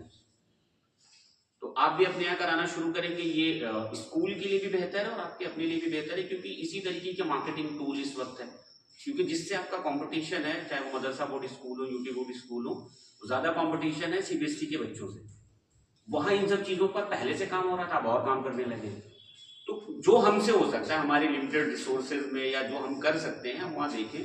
जरूरी नहीं कि उसी को कॉपी पेस्ट कर लेंगे। हम अपनी, जैसे अभी आसिम भाई ने बताया था ना, क्रिटिकल थिंकिंग, एनालिसिस करें, क्रिएटिविटी लाएं, हम क्या कर सकते हैं वहां पर, ताकि बच्चों का क्लासरूम में आना, और वो A to Z ही सीख रहा है, लेकिन वो एक तरीके से सीख रहा है। हम किसी भी चीज को सिखा सकते हैं एक्टिविटी बेस में, वो बैड टच, गुड टच है, गुड हैबिट्स हैं, या बेस के नाम है, वो अलग अलग तरीकों से होता है। आप सभी लोग देखते होंगे, सोशल मीडिया से सभी लोग अवेयर हैं, वो लगता है सोशल मीडिया प्लेटफॉर्म्स पे ऐसी भी बहुत सारी वीडियोस हैं, और ज्यादातर स्कूल वालों ने खुद लगाना शुरू कर दिया।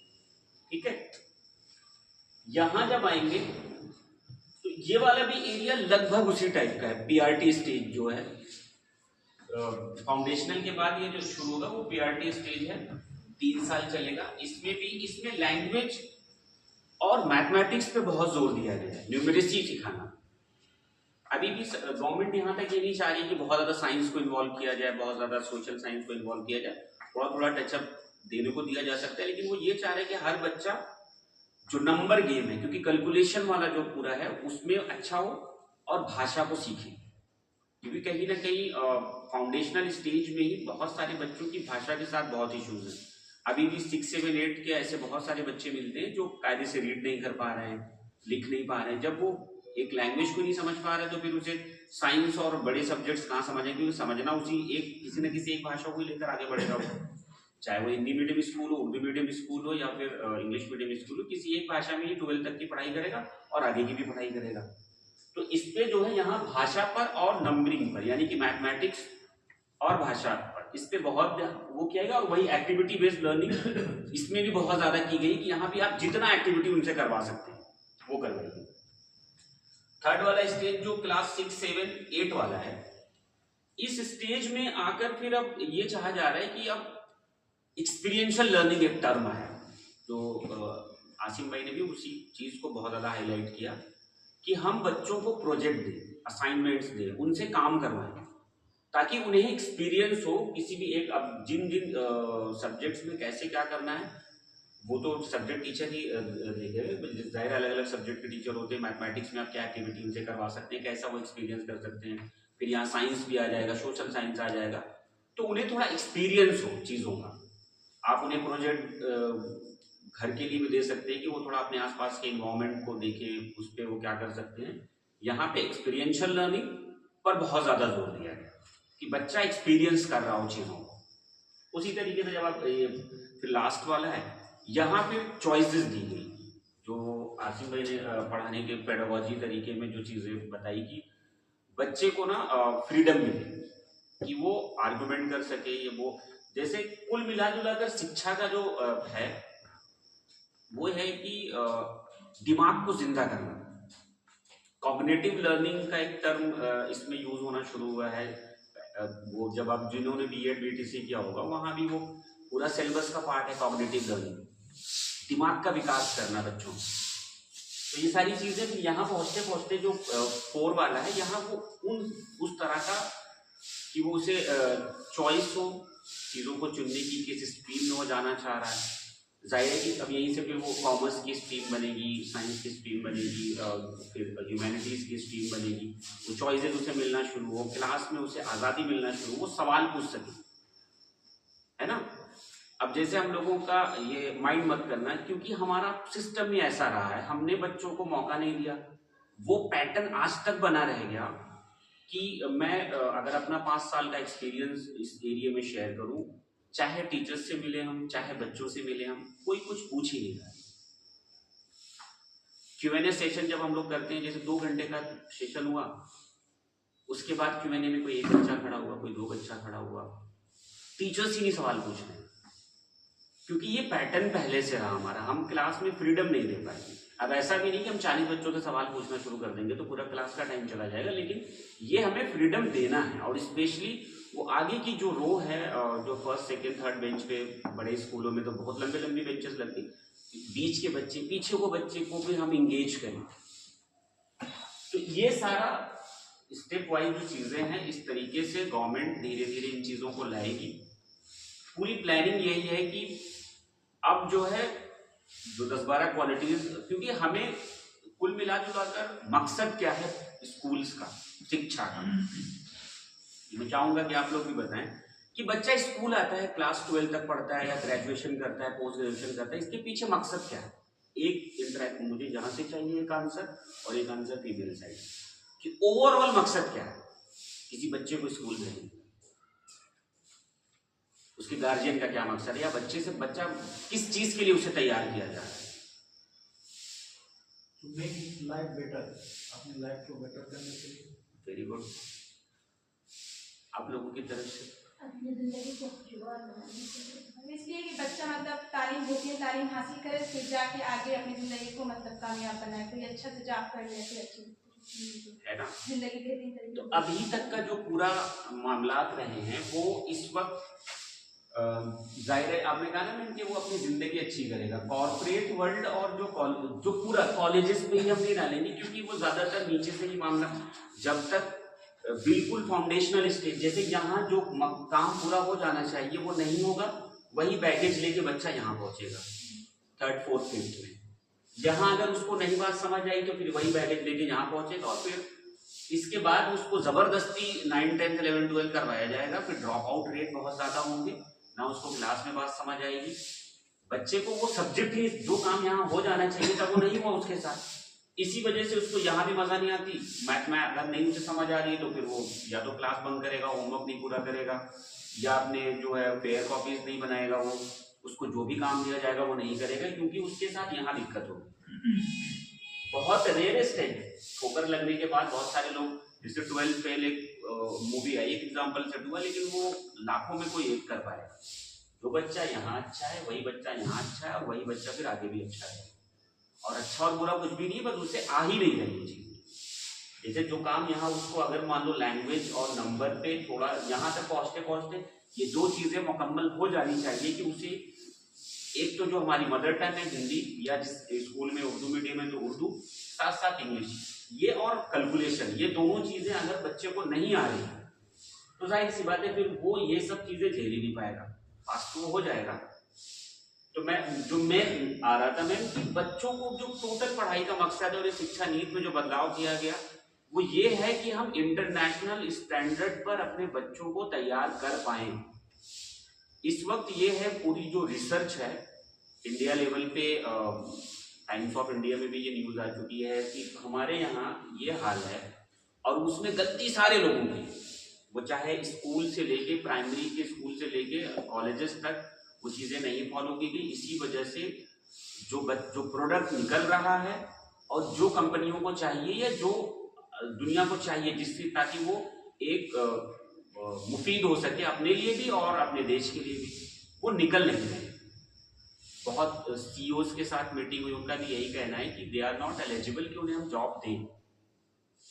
अब कहीं ना कहीं ये गलती कहाँ से हुई कि वो नीचे उसे समझ नहीं आई बात, बीटेक कर लिया उसने, वहाँ भी कुछ क्लियर नहीं हुआ, फिर वो चला तो जाता है जॉब में, वो काम भी नहीं अच्छा करता वहाँ पर, और चीज़ें इसी तरीके से चल रही है ना। तो कुल मिला जुला कर मकसद अब यही है कि ये जो है एनसीएफ में और एनईपी को लाकर सरकार अगले 10 साल में 15 साल में जैसे जैसे ये लागू होती चली जाएगी, जैसे इसमें एनईपी में एक चीज़ ये भी कही कि वोकेशनल ट्रेनिंग्स के बारे में काफ़ी बात की गई है कि बच्चे को कोई एक स्किल भी साथ साथ सिखाई जाए स्कूल में।